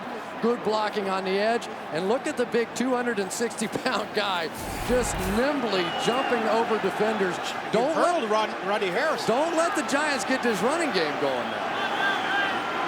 That time will pick up a 15. Jacobs on this drive, 3 carries, 35 yards. Suddenly that running game is working. Manning flush this time to his right, completes to Jacobs, and it's Vrabel the first to get there. Drops him after a gain of 2. Have you seen Eli look more comfortable than he does tonight? No. I mean, even when he's getting pressure, that time clearly he was getting pressure from the left side. He very comfortably just sort of drifted out, found the guy. It's a nothing gain. It's a 2-yard gain, but it's a poised quarterback. And so you're saying, okay, the pressure isn't getting there. Maybe now we change strategy. Maybe now we go back and try and cover. And don't forget, Manning is a guy the last 5 weeks. This is a guy who's thrown 8 interceptions and lost 4 fumbles. Reuben Drones has checked in the ball game for Jacobs, and that's Drones getting the carry and not getting back to the line of scrimmage. Richard Seymour was the first to get there. Well, Richard Seymour was out for so much of this season, and when he gets back in the lineup, he is just a huge difference maker. That time he stunted down inside and ran right into that play, but on second down, that's huge. Now you open up a whole bunch of possibilities defensively. You can try and blitz, force them to throw a hot read, and still tackle them before they pick up the first down. But the Patriots have to get off the field in the red zone now. 2 for 2 the Giants are once they get inside the 20. You see 3rd and 9 from the 19. Manning rolling right. Manning with time into the end zone. Touchdown Giants. Burris.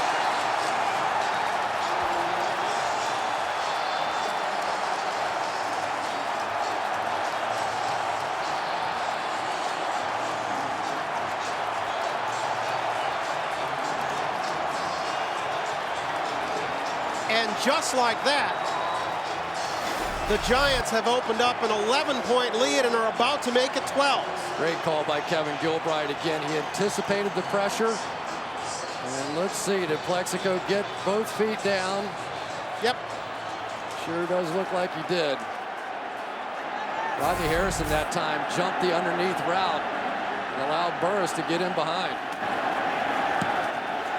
9:12 to play in the 3rd quarter. The Giants are out in front 28-16. The Patriots facing their largest deficit of the season.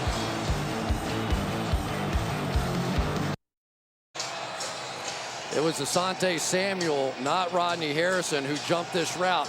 Samuel has made so many big plays in his career, taking chances and getting himself out of position.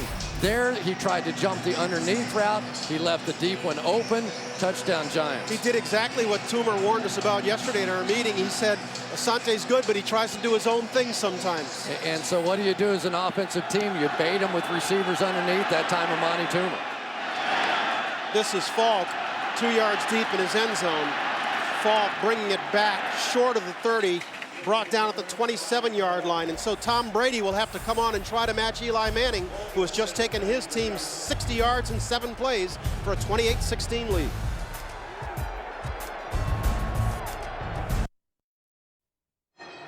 First and 10 at the Colt 13, direct snap to Brady. Fires down the middle, it's caught by Falk. He drives it in, touchdown! Tom Brady to Kevin Falk. He ran it in from 13 yards, and the Patriots have taken the lead. That was back in week 9 when the Patriots turned back the Indianapolis Colts in Indianapolis. Back then, the Patriots faced their largest deficit of the season. They were 10 down and came on to win. Tonight, they are trailing the Giants by 12 with 9:06 to play in the third. This is Falk, and Falk has brought down Jarris Wilkinson. Wilkinson, playing for Kavika Mitchell, who was forced to the sidelines with a knee, has played well in his stead. Boy, Wilkinson's speed is just making all the difference in the world. He's just running through the backside of these plays. He's not even really supposed to be blocked. There's no way the tackle is going to get there. And his speed has just awakened this defense in the same way that Justin Tuck has playing the defensive tackle position. That was Ryan O'Callahan who tried to get to him, but he's just not going to move that big body fast enough to make that block. Loss of 2 on the play, and the Giant fans are into it. Brady with time swings at this side. That's Falk. And he doesn't get much. Antonio Pierce drags him down. Good coverage on the outside by Pierce. You get in some man situations. If your linebackers can cover the running backs out of the backfield, which is a very difficult proposition, it allows you to double the wideouts. So now you're taking away Moss, you're taking away Stallworth, and we haven't seen a whole lot of Wes Welker out here tonight either. Welker has 4 catches on the night, but all of them were early. I take that back, make it 6 catches. But all were early. We have not seen much of Welker. He's slot left. Moss is wide right. Brady with time, throwing for Watson. Caught, first down, Patriots. Well, Brady's getting a few shots that he hasn't taken many of throughout the course of this evening, and that was the plan for the Giants. They have to get contact on him. Even if they don't get sacks, they want to put him on his back. But Tom Brady is an absolute stud. He's standing in there to the very last second. He had to. That allowed Watson to get open down the field. And that little combination, as they double those outside receivers, Watson's been open in the flat almost all the time. Pick up a 15 on 3rd and 8. New set of downs for Brady and the Pats. Patriots really need a drive here. He barely gets this one off. Brady completing to Welker. Welker to the 30, across the 30 to the 28-yard line. Jabril Wilson with the stop. Well, you live by the blitz, you die by the blitz. That time Kevin Falk picked up Aaron Ross in a blitz, and they just had nobody in the vacated zone where he came out of. You'll see up in the top of your screen, he comes off the slot receiver, and then the defender in behind him apparently didn't get the call on that one because he came running up into the flat and just left nobody on Wes Welker. Pickup of 28, first down, Patriots. At the 29-yard line. Brady with pressure from Umenyiora, completes to Welker. Far sideline. Short of the first down marker. Pickup of 5. That was Umenyiora who got there, beating Light on the outside. Yeah, Matt Light's having a tough time with Umenyiora coming around the corner. And as a quarterback, you have a thing they call the clock in your head. And the clock for Tom Brady is getting a little quicker now. All season long, he's been able to stand there, step up. Tonight, the Giants using so much of the game plan that we saw from the Philadelphia Eagles. Attacking, attacking, attacking. Not caring that they're hitting some of these shots because they're hitting Tom Brady. Give him a pickup of 4 on that completion to Welker. Welker this time comes in motion at the bottom of your screen. It's Welker. Welker, first down, Patriots. As he gets to the 16-yard line. Broke the tackle of Aaron Ross for the first down. Well, once again, now we're seeing Ben Watson out on the outside. They're splitting their tight end, Ben Watson, out. So now they're throwing that little quick screen out there, but instead of having a wide receiver out blocking, now you've got your big tight end, and that's what created the running lane. Patriots needed a big drive, and so far they've gotten it. As we move up to the 5-minute mark in this third quarter. Giants out in front, 28-16. Patriots trying to complete the first undefeated regular season in the NFL in 35 years.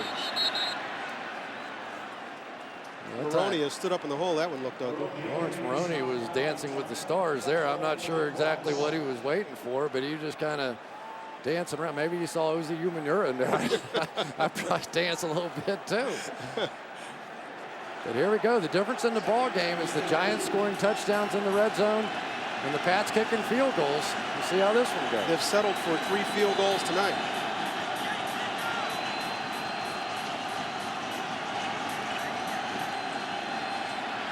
Brady gets whacked in the head, throws into the end zone, incomplete. We've got a flag. He was going for Moss, but Wilkinson was there, and this time he got flagged. Yeah, same exact coverage where he had the last one bounce off his helmet. Wilkinson was there. All he had to do is turn his head around. He might have gotten an interception. Pass interference, defense number 59. Automatic, first down. That was Michael Strahan who applied the pressure and actually gave Brady a whack to the head. Yeah, but you cannot live all night with Jarris Wilkinson on the outside covering Randy Moss. Really, he's right there. He's got it. He's in perfect position. But at some point, you've got to turn your head around and make the play. He's just trying to do the old face guard. Now, that's not a penalty the way he's doing it. But once you make contact as he's going back and trying to make the catch, easy call. So first and goal for the 1. Maroney is the deep back. The up back is Evans. Patriots in tight formation. Brady will throw. Throwing for Vrabel, but overthrowing him. Vrabel, a high school tight end, has caught so many balls, usually for touchdowns, and he had a chance. I actually thought that was a pretty good throw that time by Tom Brady. And now we get a late flag. It's Vrabel coming over looking like he's going to block. And I couldn't tell whether or not Pierce was able to get a hand on that one or not. Let's see what this flag is. This one came up long after the play. Illegal formation. Offense not lined up in the line of scrimmage. 5-yard penalty is still first down. Well, that's just what the Patriots didn't need. So they'll be pushed back to the 6-yard line. Vrabel is pleading his case, but that's going to fall on deaf ears. They're calling not enough guys on the line of scrimmage. Let's take a look. Well, that I don't get. 1, 2, 3, 4 in the backfield, unless the right side of that offensive line is off the ball. But oh, that's woo. I didn't see that. But first and goal from the 6 it is. Moss comes in motion this side.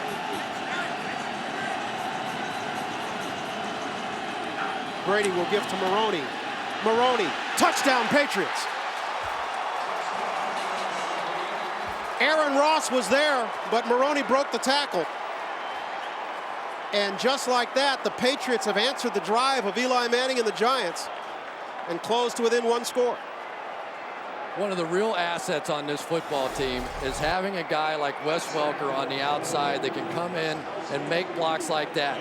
He is one of the unsung heroes of the National Football League. When I watched the Indianapolis tape earlier this season, some of his blocks were absolutely devastating. And as much as they go that spread formation, they have to have somebody from the wide receiver position to make blocks.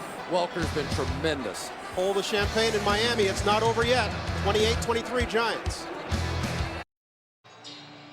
The New England Patriots have just answered the Giants, going 59 yards in 8 plays. The key play was the reception to Welker, 28 yards. You see the marks in red. 1 penalty got him close, 1 pushed him back, but it hardly mattered because Maroney took it in from 6 yards out to pull the Patriots to within 28-23 with 4 minutes to play. Gostowski kicks this one away.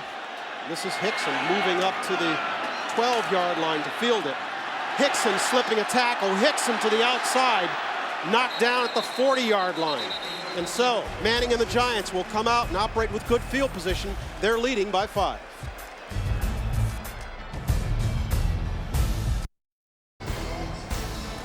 In the Meadowlands, the New York Giants are trying to pull an upset and doing a good job of it so far.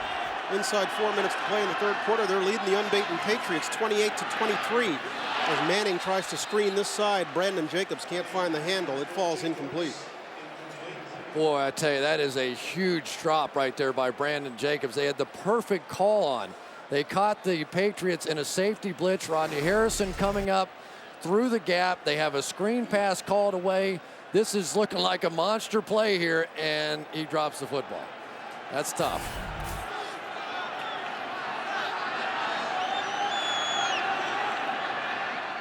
Jacobs remains in the backfield with Hedgecock as lead blocker. Manning will throw and complete. Toomer short of the first down marker and give him a pickup of perhaps 7. Well, we know what Bill Belichick likes to do. He likes to take away your best weapon, and that time Plexico Burress got a full face full of Adalys Thomas on the outside. He came running out to the outside and just drilled him coming off the line of scrimmage. I don't think Plexico really saw it. Big down for Manning and the Giants. There's lots of time, but don't forget the Patriots just answered their scoring drive with one of their own. This offense has to stay on the field. Manning completing. Toomer, first down Giants into Patriot territory.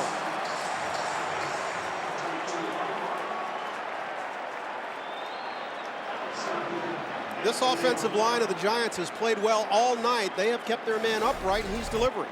Little combination route here. Plexico Burress is going to be the clear guy, taking Asante Samuel in man coverage underneath and opening it up on the outside. You saw Junior Seau come on like a read blitz.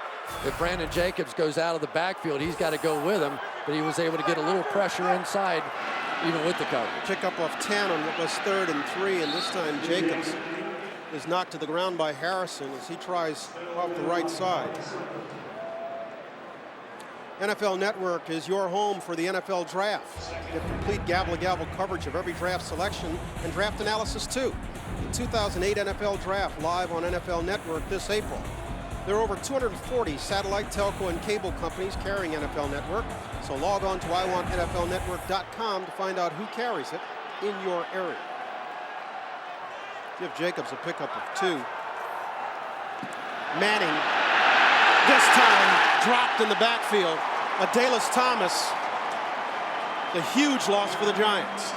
Yeah, and that's that play you and I have talked about before, Manning's bad habit, which is he peels backwards instead of stepping up when he's got pressure. But the problem was he had so much pressure inside, he just forced him to run back into Adalys Thomas. That time, Junior Seau not on any kind of a read blitz whatsoever.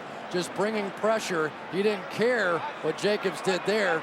He knocked him off his feet, but Adalys Thomas, as Manning retreated, ran right into the sack. Our first sack of the game has left the Giants facing a 3rd and 22.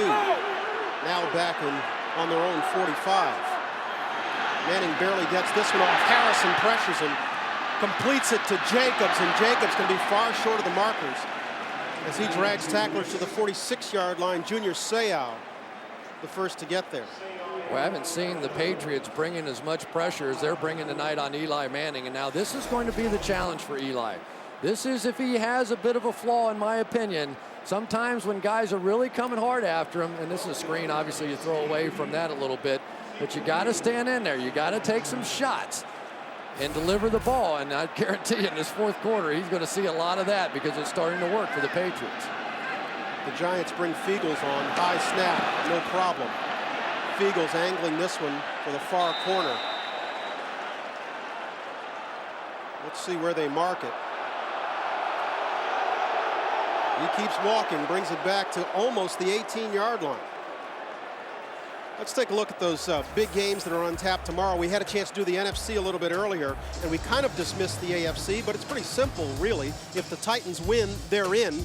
If they don't, the Browns are in. Yeah, and the Chargers and Steelers playing for the 3 and 4 seed, and the significance of that, if the Chargers can win, they hold the 3 seed, and they wouldn't see the Patriots until the championship game. Oh, they just get the Colts. So, but thank you. Yeah, but for the Colts tomorrow, we know they're not going to play their guys throughout the course of the game. But with Marvin Harrison coming in early, could they score 3 touchdowns in the first half and then hold on? They'll certainly want to get him some work with Manning. Yeah.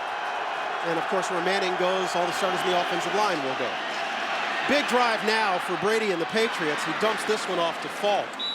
And Falk is brought down by the very busy Jarris Wilkinson. Well, you know, against a spread type of formation, Wilkinson may be the guy you want in there because he's a little better in space. And with that, the Patriots seem content to let the 3rd quarter final seconds tick away. And they will. They'll change ends. We'll see what Belichick and the Patriots can come up with.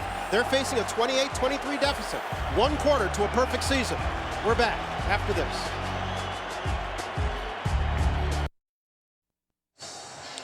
great night in Manhattan, especially if you happen to be a Giants fan.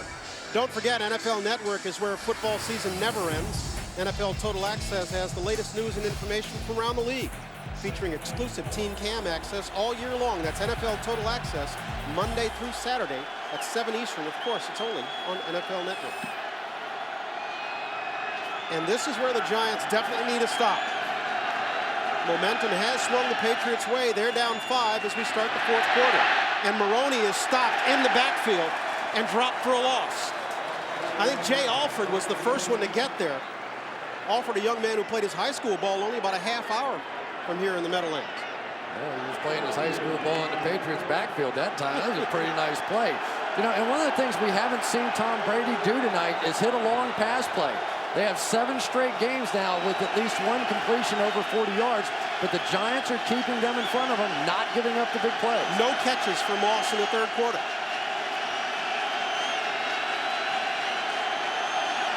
They give him a gain of 1. Brady has Moss to the high side. He'll dump it off to Falk, and Falk will get the first down. That's Ross coming up to make the tackle. Boy, I tell you, they have so many weapons, and Kevin Falk is one of those guys that when you read the press clippings, he barely even gets mentioned because of all the other guys. That was a simple little dump off. That was a 3-yard pass with everybody off on the left-hand side with that trips formation, basically saying, listen, big guy, you have to go fight for this first down. And he has done time after time after time throughout his career. He picks up another one. Huge play in the ball game. Falk has been a warrior for this team for a long time. It's one of the reasons why he was voted an offensive captain, even though he is not the starter on this ball club. Brady has time. Throws short over the middle. Was going for Moss, but this one falls incomplete. Yeah, that time Aaron Ross coming on the corner blitz got a little more pressure. He got just close enough to where Tom Brady knew where he was. Kevin Falk tried to pick him up, but he really didn't stop him well enough to make that play. He's going to come off the edge. And there he is, just in the face, made Tom move just a little bit and probably threw off the timing of that one. This time Moss comes left, as does Welker. It's Welker in the slot. Brady this side to Watson. Watson takes it outside, seemed to have room if he took it up, but chose to go outside and is dragged out of bounds by James Butler. Yeah, really good play by James Butler. As I watched the play unfold, he was calling a signal as the ball was snapped, looking off to the left, didn't even see the snap of the ball, and all of a sudden was able to have the presence of mind to come up and make this tackle in the open field against a big and good athlete. So it leaves the Patriots with 3rd and 10. And if the Giants can get a stop here, that would be huge.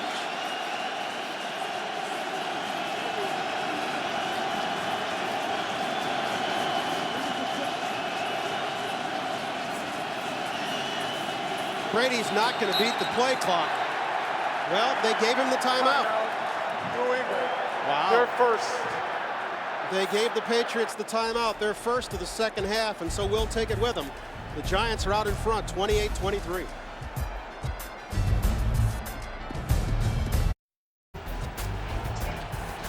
The play clock is going to go to 0, but know this, the official is looking at the clock and then he looks down. If it's close at all, they're going to give the quarterback the benefit of the doubt. That is the correct call. Big down in this ball game, 3rd and 11, just inside 13 minutes to play in regulation. The Patriots down by 5, trying to keep their undefeated season alive. Incomplete, intended for Randy Moss. This one was high. Moss couldn't come down with it. Ryan, one of the differences in this game, based on what I saw a week ago with the Miami Dolphins, they played the same sort of coverage, but these guys are much more in their face now. Sam Madison on the line of scrimmage. He sees him go up. He's there to make the play. That's a close one for Randy Moss, just a tad high, but that pressure in their face has made a difference tonight for the Giants. Chris Hansen gets this one away. R.W. McQuarters will field it at his 28. He's dropped right there. And so the Giants will come and try to take some time off this clock. Time's wasting away. Patriots' undefeated season perhaps going by the boards. You can see the graphic there. Of course, the Patriots have overcome those deficits each and every time. But this is the list they're trying to add their name to. The Bears in 34 and 42. wound up the regular season undefeated, but lost the NFL championship. The Miami Dolphins, 35 years ago, went 14-0 in the regular season. Of course, completed it with a Super Bowl win in Super Bowl VII to go 17-0. Patriots tonight trying to go 16-0, complete their regular season. Manning loses the handle on first down. Well, they saw enough of that last week in Buffalo, all the issues. 5 times he fumbled it, right? Yeah. Lost 2 of them. And for Tom Coughlin, he and Bill Belichick coached on the same staff here in New York. And for Bill Belichick, what must be going through his mind? He loves this place. He loves what the Giants stand for, what they meant for him in his life. And here he comes back in trying to get an undefeated season, and the Giants are playing like this. Manning will throw far side, short. Plaxico Burress. Adalys Thomas may have gotten a hand on that one, may have ticked it. It'll leave the Giants with 3rd and 11. And once again now we're seeing more and more and more as this game goes along that pressure is becoming the solution here for the Patriots. Adalys Thomas, the free agent that came over for the Ravens, and thank goodness he did because of the injury to Roosevelt Colvin. He went from being an inside linebacker to an outside linebacker. And every single game when you watch him on tape, you're seeing him getting more and more comfortable out there. Huge down for the Giants offense. And they'll talk about it. Boy, this is an ugly series right here for the Manning Giants. will go to the sidelines with 12:19 to play in regulation. Giants clinging to a 5-point lead. Direct snap to Brady. Looking, pump fakes, fires left. Caught to the far corner. Jabbar Gaffney right in the left corner of the end zone. Oh, baby. 4 weeks ago, that's how close the Patriots came to their first loss before turning back the Baltimore Ravens 27-24. And there are their 3 Pro Bowl linemen trying to figure out what's going on here. Big down for the Giants. 3rd and 11. They lead by 5.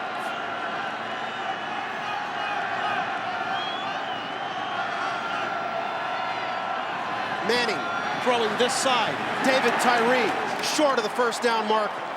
Tyree with his first catch of the night, and Jarvis Green brought an end to that.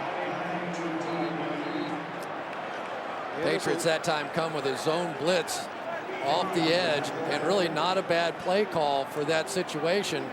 And Mike Vrabel was dropping out on the other end, and really just nothing there. Pretty conservative, pretty sloppy series right there for the Giants. You don't play the Patriots conservatively. You don't allow Tom Brady too many opportunities. You keep firing. You got to keep trying to score points. This score is not going to hold up. Manning lost the handle on first down. The second down pass was deflected by Adalys Thomas, and that third one left Tyree way short. Wes Welker fields this punt and is dropped at the 34-yard line. And so Tom Brady, what did you say, in Tom we trust? He comes back on the field having completed 26 of 34 tonight for 235 yards, but he has only tied the record for touchdown passes in a season with Peyton Manning. He did that early in the ballgame. He still needs one to own the record all by himself. And you know how much he cares about that record right now? You got that right. You know, Belichick was telling us that this guy's remarkable. He really is. On Tuesday, he came into the meeting room, and Bill said, have you gotten a chance to watch any Giants tape so far? He said, yeah, all 15 games. He came to play tonight.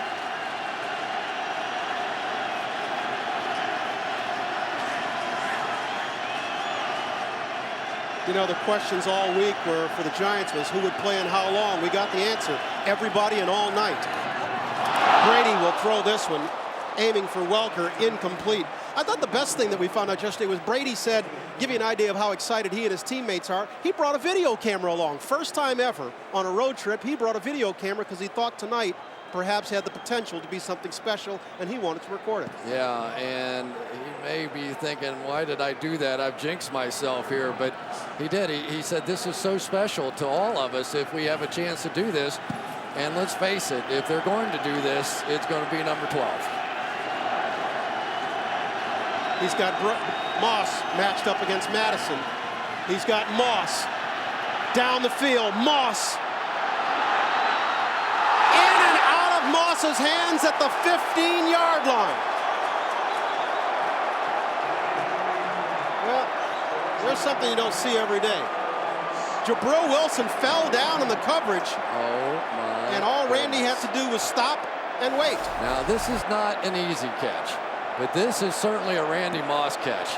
He runs right by Wilson. He does have to flip his head around, which is probably the toughest thing for a receiver to try and do and pick up that ball. The big money guys make that play right there. That is a killer drop. Leaves the Patriots with 3rd and 10. Brady with time. Going back again to Moss. Touchdown, Patriots.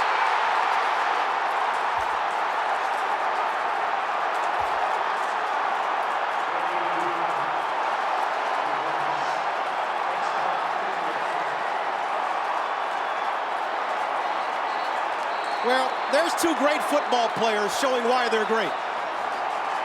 Going right back to what just failed. And Brady and Moss hook up on a record catch. And I have no idea what James Butler was doing on that play. Absolutely none. Patriots will go for 2. I'm sorry, Chris. That is not some slouch receiver out there. Yes, he dropped the last one. But for some reason, James Butler in a 2-deep safety coverage let Randy Moss go right by him. I mean, that's incredible. That one a 65-yard strike. The Patriots will go for 2. Moss in motion, top of your screen. He signals Welker in the slot. Fakes to Welker, gives inside. Maroney gets it across. 31-28, Patriots.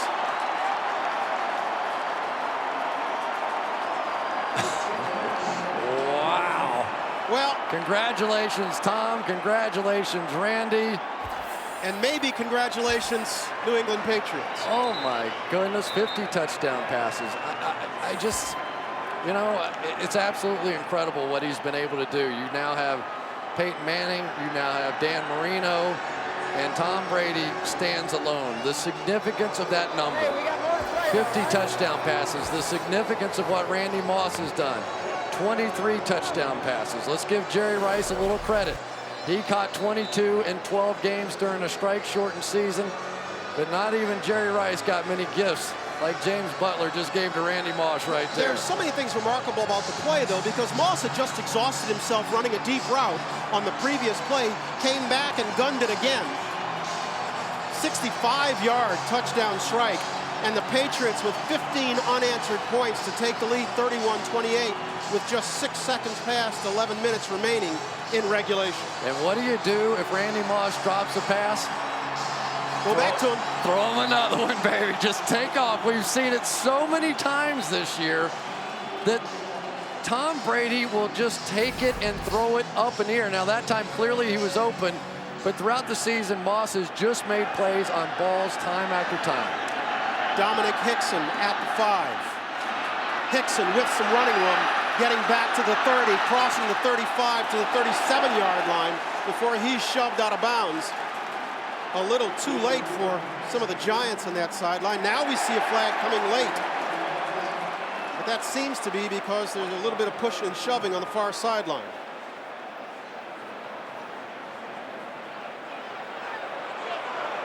One of the Patriots tacklers got there aggressively and a little bit late, a little too late for the Giants' liking.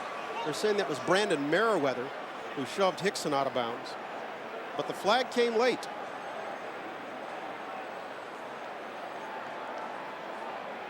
Mike Carey sorting it out. After the ball was dead, personal foul, kicking team number 81, hitting a player out of bounds after the ball was dead. 15-yard penalty, first down. Mike obviously meant number 31, Brandon Merriweather, not 81. 81 is Randy Moss. And if Moss was on the kickoff unit, you'd really have a scoop. But that's not where the flag is. I think they're calling it the other way now. It's against the Giants, and maybe it was number Well, it 81. can't be 81 there either. That's Toomer. Did Toomer do something as everybody milled around? Well, it's hard to tell because it did happen over on the Giants bench, and sometimes a guy will come over and do something late. There's Toomer. Okay, there's Toomer. Now watch when Merriweather goes down. Keep your eye on Toomer. Into the fray. A little trash talking going on. Keep your eye on Toomer. Keep your eye on Toomer. No, I don't. Hard to sell. It must be talking in any event. Against the Giants, pushes them back. They'll start deep their own end. Jacobs works it to the 28-yard line before he's dropped. That one's a bit of a mystery. I'm not sure we saw that one.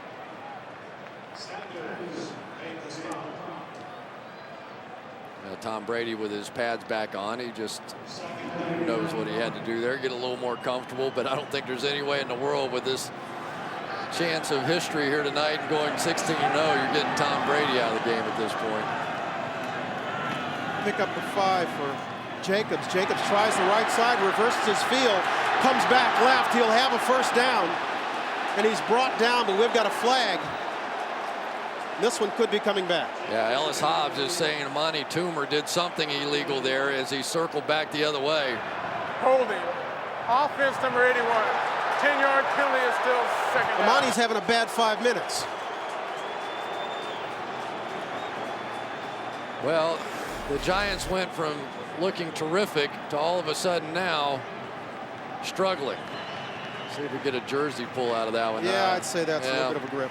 Like he had a handle underneath the shoulder pads and kind of a veteran move. Not that I never did one like that myself. You know, sometimes you can reach up underneath those pads and grab something and the officials don't see it, but unfortunately for Amani that time, he was in the wide open spaces. Timeout. New England. Patriots are going to take their second time out of this second half, so we'll take it with them. We've moved inside the 10-minute mark to go in regulation. Patriots with 15 unanswered are leading by 3.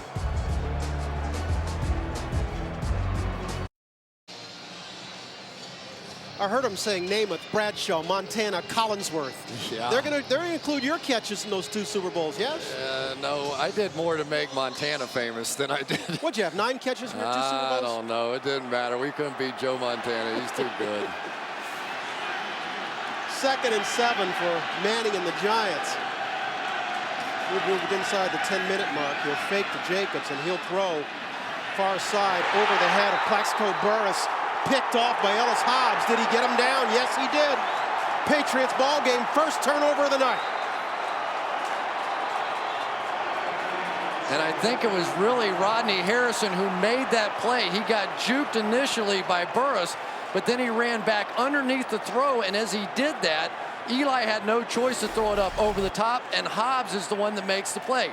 Watch number 37 running underneath that throw, and as Eli tried to drop it in the bucket over the top, there was Hobbs to make the interception. Boy, is this game turned in a hurry. The New England Patriots fell behind 28-16. Since then, this ball game has been all theirs, particularly all Mr. Brady's. They've scored 15 straight. They've got the ball just on their side of midfield. As Brady throws far side and completes Dante Stallworth, first down Patriots. How good is that? And suddenly everything going New England's way. How did Tom Brady ever see this when he's looking left all the way, and all of a sudden somehow under tremendous pressure he's able to step up and throw all the way across his body to the right side. Watch him looking left. He's under pressure. Oh yeah, I know where Stallworth is. Out there without even seeing if he's open or not. The guy's remarkable. He really is remarkable. Brady on the night, 28 of 38 for 317 and 2 scores. No sacks, no interceptions. Well, scratch that sack part. Reggie Torbor with the first sack of the night on Brady. Came through untouched. What happened? Well, now they're starting to take advantage, probably a little bit of the communication over on that side. It looked like Russ Hochstein just didn't see him coming in time. He makes a late reach to try and get Torbor, but there was enough of a gap. They keep trying to pressure these 2 gaps inside the A gap. A lot of times the Patriots in their protection will take 3 linemen one way, 2 the other, and it opens up a gap inside, and the Giants have been able to take advantage. And the Giants, that's their league-leading 53rd sack of the season. The Patriots are second in that department. They've gotten to Manning once tonight. Brady will throw this side. Welker retreats, fine running room, back to the 37-yard line. That was Aaron Ross, whose grasp he momentarily eluded. One of the things they're doing to help Ryan O'Callahan, the backup right tackle, is they're bringing Ben Watson down inside in sort of a crackback mode, using him to chip. And so even though Strahan probably would have had a big night tonight against O'Callahan, because of that added protection from Watson, it's given Brady just enough time to get it off. 3rd and long as a result of that sack. Brady completing this one. That's Falk. 1st down, Patriots. Antonio Pierce on the tackle. He's special. He really is. We talked about it. When you want to try and bring some pressure, you've got to be able to cover the backs out of the backfield.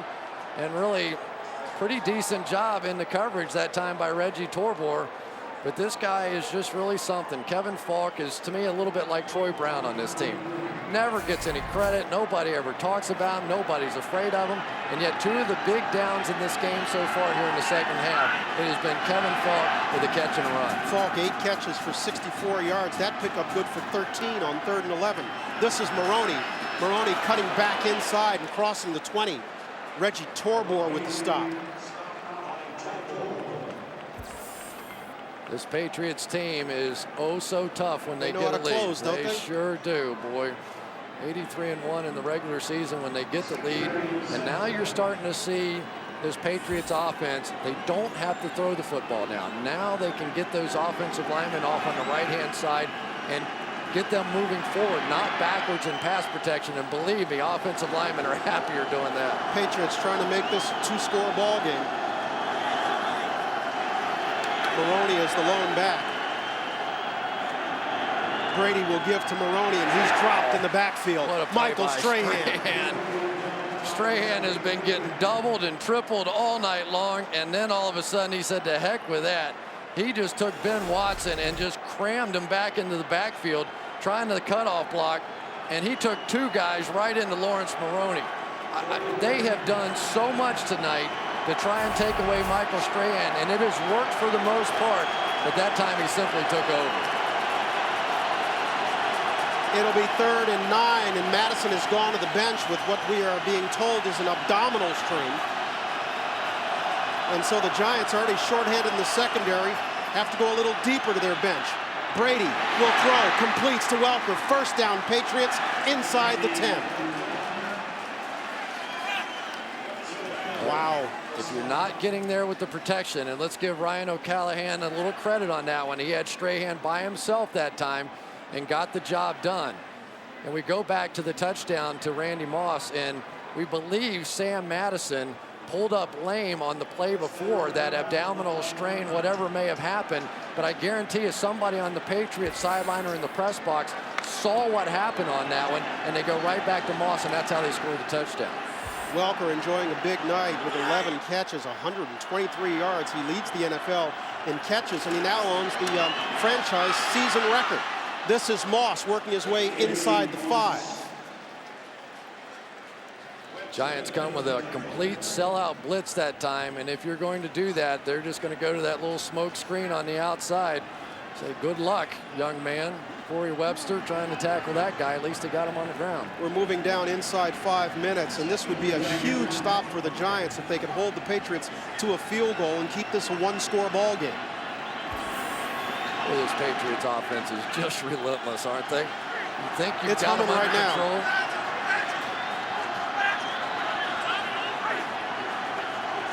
Man coverage again. Nope, they back out of it. Maroney. Touchdown, Patriots.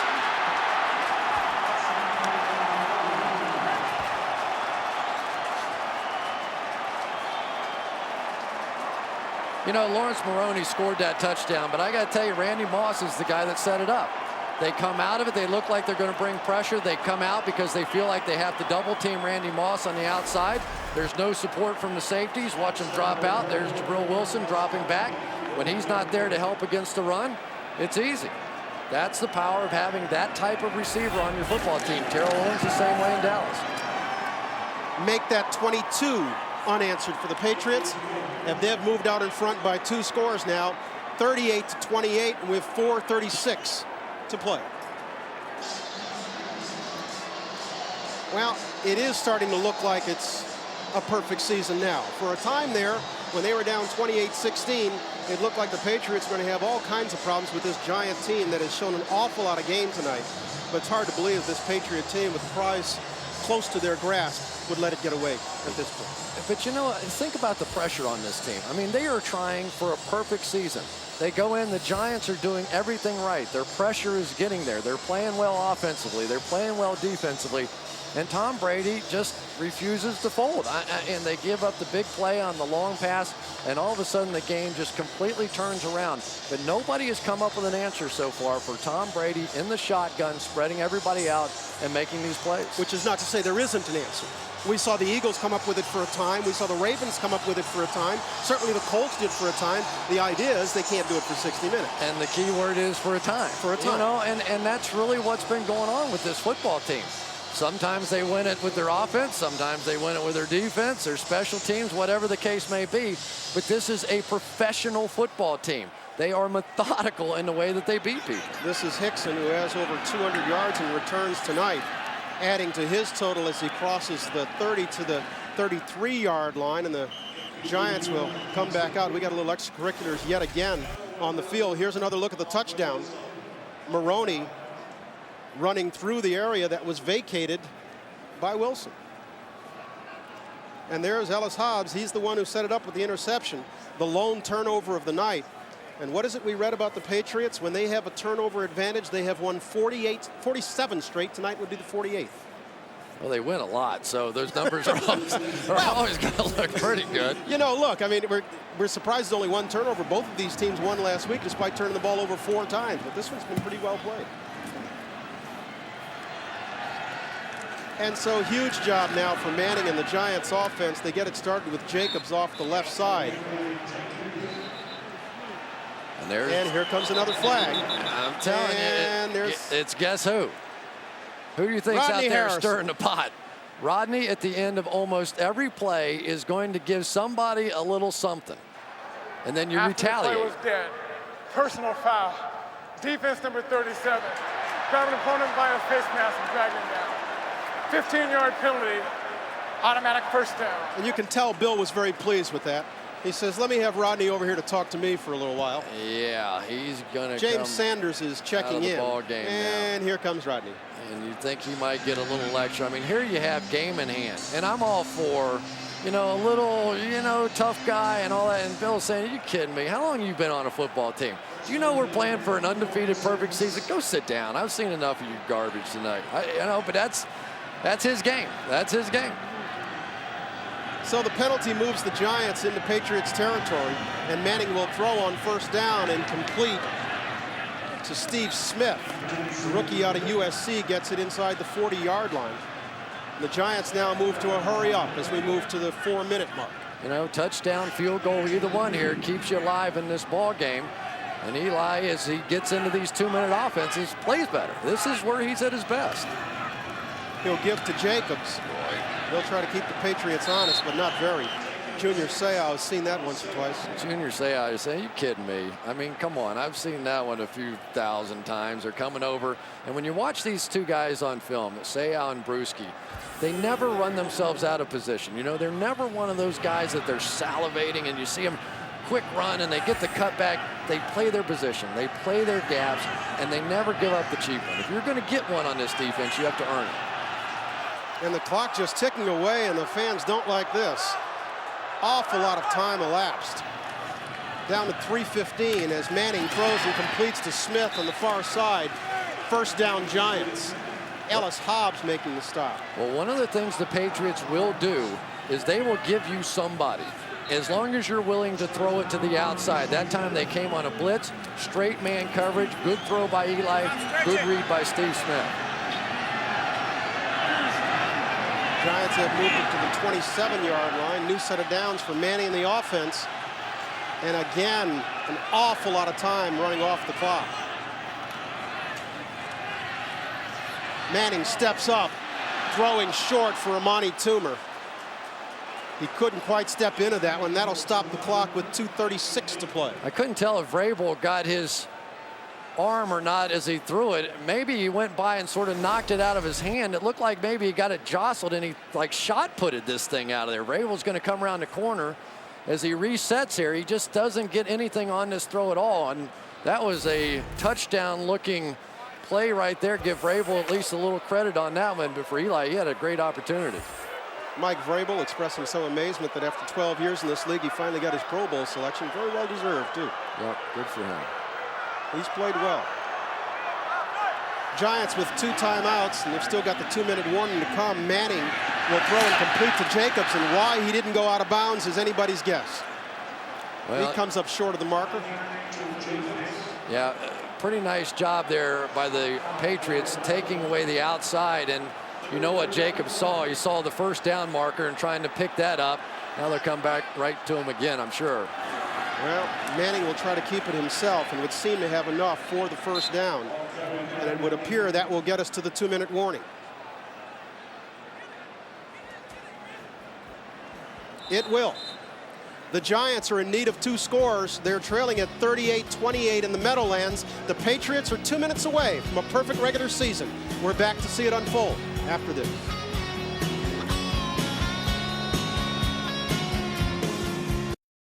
Good look at the canyons of Manhattan across the Hudson. That man has turned in a splendid performance this evening. 32 of 42 for 356 yards and 2 touchdowns. But the best thing is he saved his best for when they needed it most. And that's why the Patriots are leading by 10 with 2 minutes to play. Giants need 2 scores. They have 2 timeouts. Manning completes to Smith. Smith to the 4-yard line. Rodney Harrison, who's back in the ball game, tripped him up. Otherwise, Smith gets to the end zone. Well, that's what you get. You get the double on Burris. You get them trying to take away other guys, giving you Steve Smith, and Steve Smith has delivered here on this final drive. But the Giants got to go. You know, now they're kicking the football around, and boy, the clock is just ticking, and the officials are not going to stop it. The Giants are the ones that kicked it.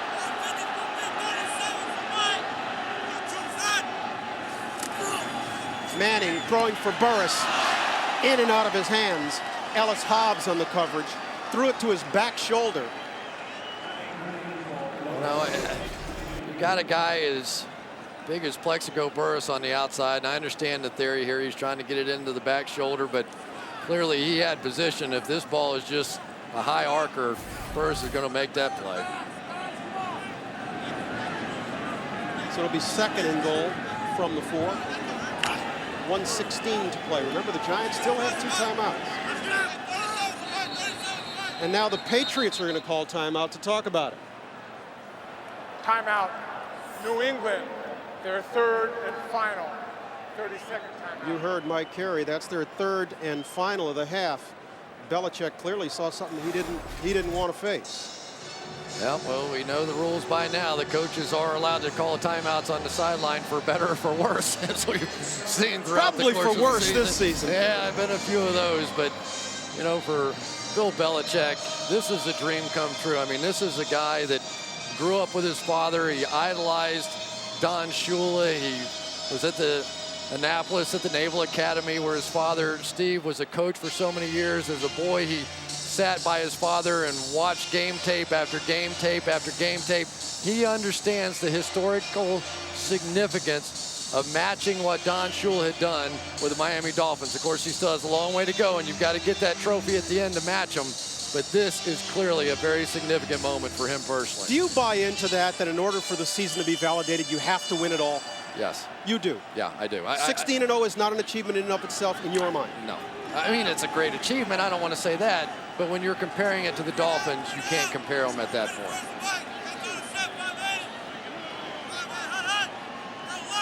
Patriots have had a chance to talk about it. 2nd and goal from the 4. Manning completing. Tyree with his 2nd catch of the night. But this one loses yardage. And the clock keeps ticking. Now the Giants stop it with 1:07 to play. Ellis Hobbs was there again. Man, Tyree's got to break that tackle. He has help coming on the outside. David Deal's coming out to get the block, and it looked like he just sort of stumbled. But even at the tail end of that, I'm not sure he ever had a knee down. Yeah, he did. Let me go back to this about the season not being a great season. Are you going to tell me that only one NFL team every year has a good season, has a great season, has a successful season? No, but if you want to put it in the category of the greatest team ever, which is I think what the discussion is, if they go 16-0 and lose in one of the playoff games, to me, that's not even close to what the Dolphins did. I mean, I know Dick Bonacani. I worked with him forever over at HBO, and he said it's incredible how the pressure continues to build, how every game, because then you look like you choked it away or something. You went 16-0, how could you not win a Super Bowl? So that pressure is going to continue to build in this team, but boy, with Tom Brady and company, they sure respond. Well, this has looked ugly for the last 30 seconds for the Giants. They're now at 3rd and goal. And Manning has Jacobs in the backfield with him. In this one, people are jumping all over the place.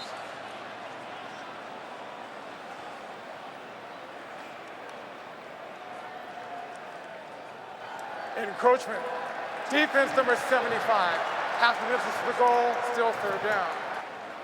Boy, what a great Belichick play. signaling somebody. He wants to talk about this with Harrison. Yeah, he said, send me Rodney over here. They're going to do more coverage here. They're playing pass in this one. But let's give Eli a little credit for presence there. He came out of that break and he went to the hard count and got all 3 of them to jump offside up front. Kevin Boss has checked in the ballgame, had a quiet second half. He's lined up tight left. Toomer is wide left. And it's Plaxico in the slot to the right. Manning for Burris. Touchdown Giants. What a catch. Well, they tried to bring the pressure there. They brought the blitz and left Eugene Wilson a safety. And he fell down. All alone on one of the great receivers in the game. And that was no contest. Everybody coming on the blitz. Eli standing strong in there. And Plexico just, no problem. Just, wow. Pretty casual, comfortable catch at this moment in the ball game. Well, if they're going to get to 16-0, it's not going to come easy. Oh, boy. With that, the Giants pull to within 3. We have just 4 ticks the clock beyond a minute to play in this one. And the Giants have brought it to a 38-35 ball game, and now we all know what's coming. Yeah, you just about have to have an onside kick here, and for Manning to Burris, they set their own personal record here, but now this undefeated season on the line with an onside kick. The Giants down to just 1 timeout now, so really not a whole lot of choice in the matter. You have to recover this onside kick if you're going to have one more shot. Patriots special team coach Brad Seeley has gathered up his guys and basically told them, hey, undefeated season, get it done here. And don't forget, now the rules are in the NFL that you have to have 4 guys away from the onside kick side. They didn't like all those guys coming down, but what you'll see is the initial wave of guys going down and essentially trying to wipe out the front line, and then a second wave of hands kind of guys coming in and trying to recover the ball. The Patriots on this side have Vrabel, Kelly Washington, Adalys Thomas, Larry Izzo. Tynes would seem to be kicking it on the near sideline.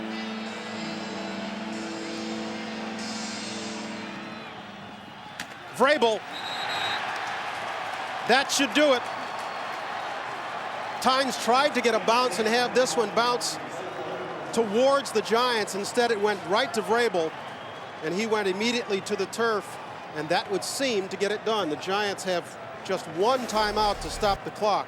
Watch all these guys attacking. Instead of sitting back, they went and attacked the Giants and allowed Vrabel to come back in behind and make the play. The Patriots always the aggressor. Tremendous call there on special teams. And now you get to watch the clock tick just a little bit and dream of what is about to be. Patriots to the victory formation. And this one goes to the 101 mark as the Giants use their last timeout. Don't forget, coming up next on NFL Network, it's the Home Depot postgame show. We're going to have highlights, analysis, and postgame reaction from both teams. You know, to a man, when we talked to the Patriots, they said Bill Belichick told us at the beginning of the season that he would absolutely hold us to a higher standard, that he was on a crusade for good football. He knew with all the guys that he brought in here, there was no way that this team should have a bad season. And my goodness, look at what they've done with Randy Moss in and Wes Welker and all these guys. He has orchestrated a team that has gone undefeated, 16-0, to match the greatest of the great teams the NFL has ever had to offer, the Miami Dolphins. And the final hurdle may have been their toughest. Their 35 points allowed tonight. They're high for the year. The Giants brought a lot of game into this one. They played their guys, and they played it to win, and they just came up a little short, 38-35. And for Bob Kraft, here's a guy that came into this organization in the 34 seasons before he got there. They made the playoffs 5 times. In the 14 seasons since he's been there, 10 playoff appearances, 4 Super Bowl appearances, 3 Super Bowl rings. Congratulations to the New England Patriots. They did it.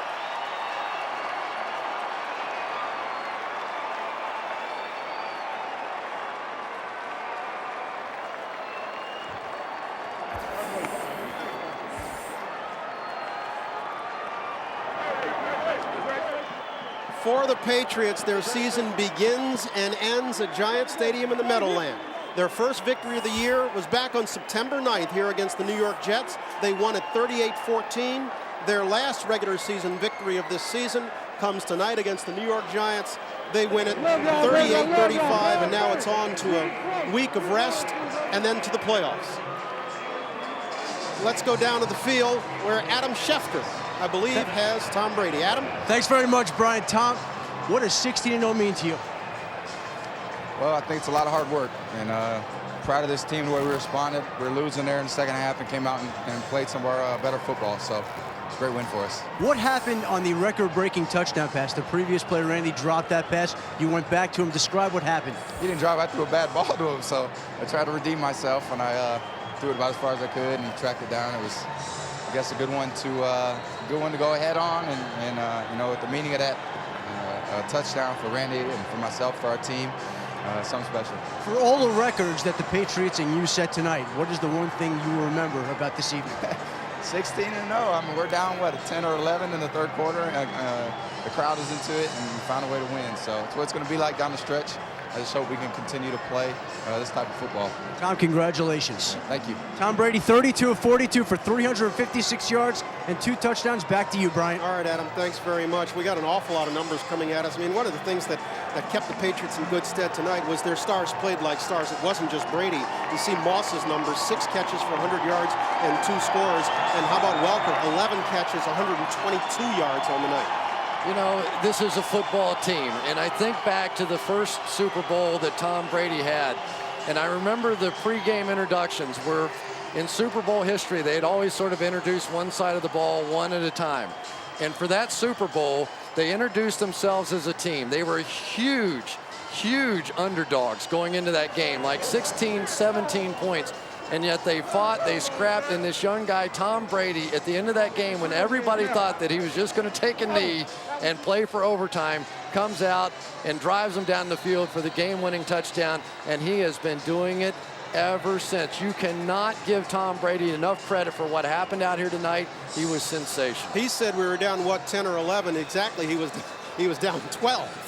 And with that, he turned around and ran off 23 straight, and the Patriots had their 16-0. And I guess he gets to use the camera in the locker room. He does now. get to use the camera in the locker room, like he needs more honors and more awards and more memories. You know, one of the things that he said to us last night that really stuck in my mind, he said, you know, we have a chance to win them all. Tiger Woods, when he goes out for a golf tournament, he is just expected to win. And you have to be in that position to understand the pressure and what that means. And yet, we now have an opportunity to live up to that. And for this team to answer the way that they did, coming back on the road against a playoff football team like the Giants, just simply could not have been done in a more impressive fashion. We look to the postseason now. This team has beaten all obstacles, beaten all comers in the regular season. They arguably beat the 3 best teams in the league on their way to the 16-0 mark, and they did them all on the road. Can anybody beat this club? You know what? The AFC is so tough this year.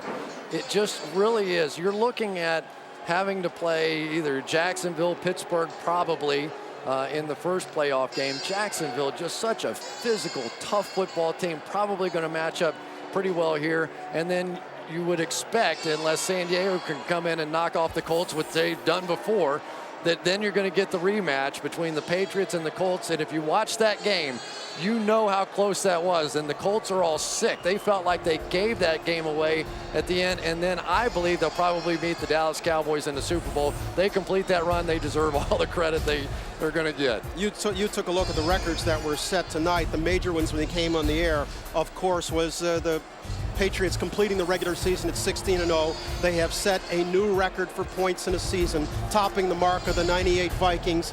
And then for Brady, completing 50 touchdown passes in a season, breaking the mark of Peyton Manning, and Randy Moss getting to 23, breaking the mark of Jerry Rice. What a heck of a performance by an undefeated dream team, that was the fun. Patriots. Coming up next on NFL Network, it's the Home Depot postgame show. Highlights, analysis, and postgame reactions. Our final score, 38-35 Patriots. For all the guys, I'm Bryant Gumbel, wishing you and yours a happy and healthy new year from all of us at NFL Network.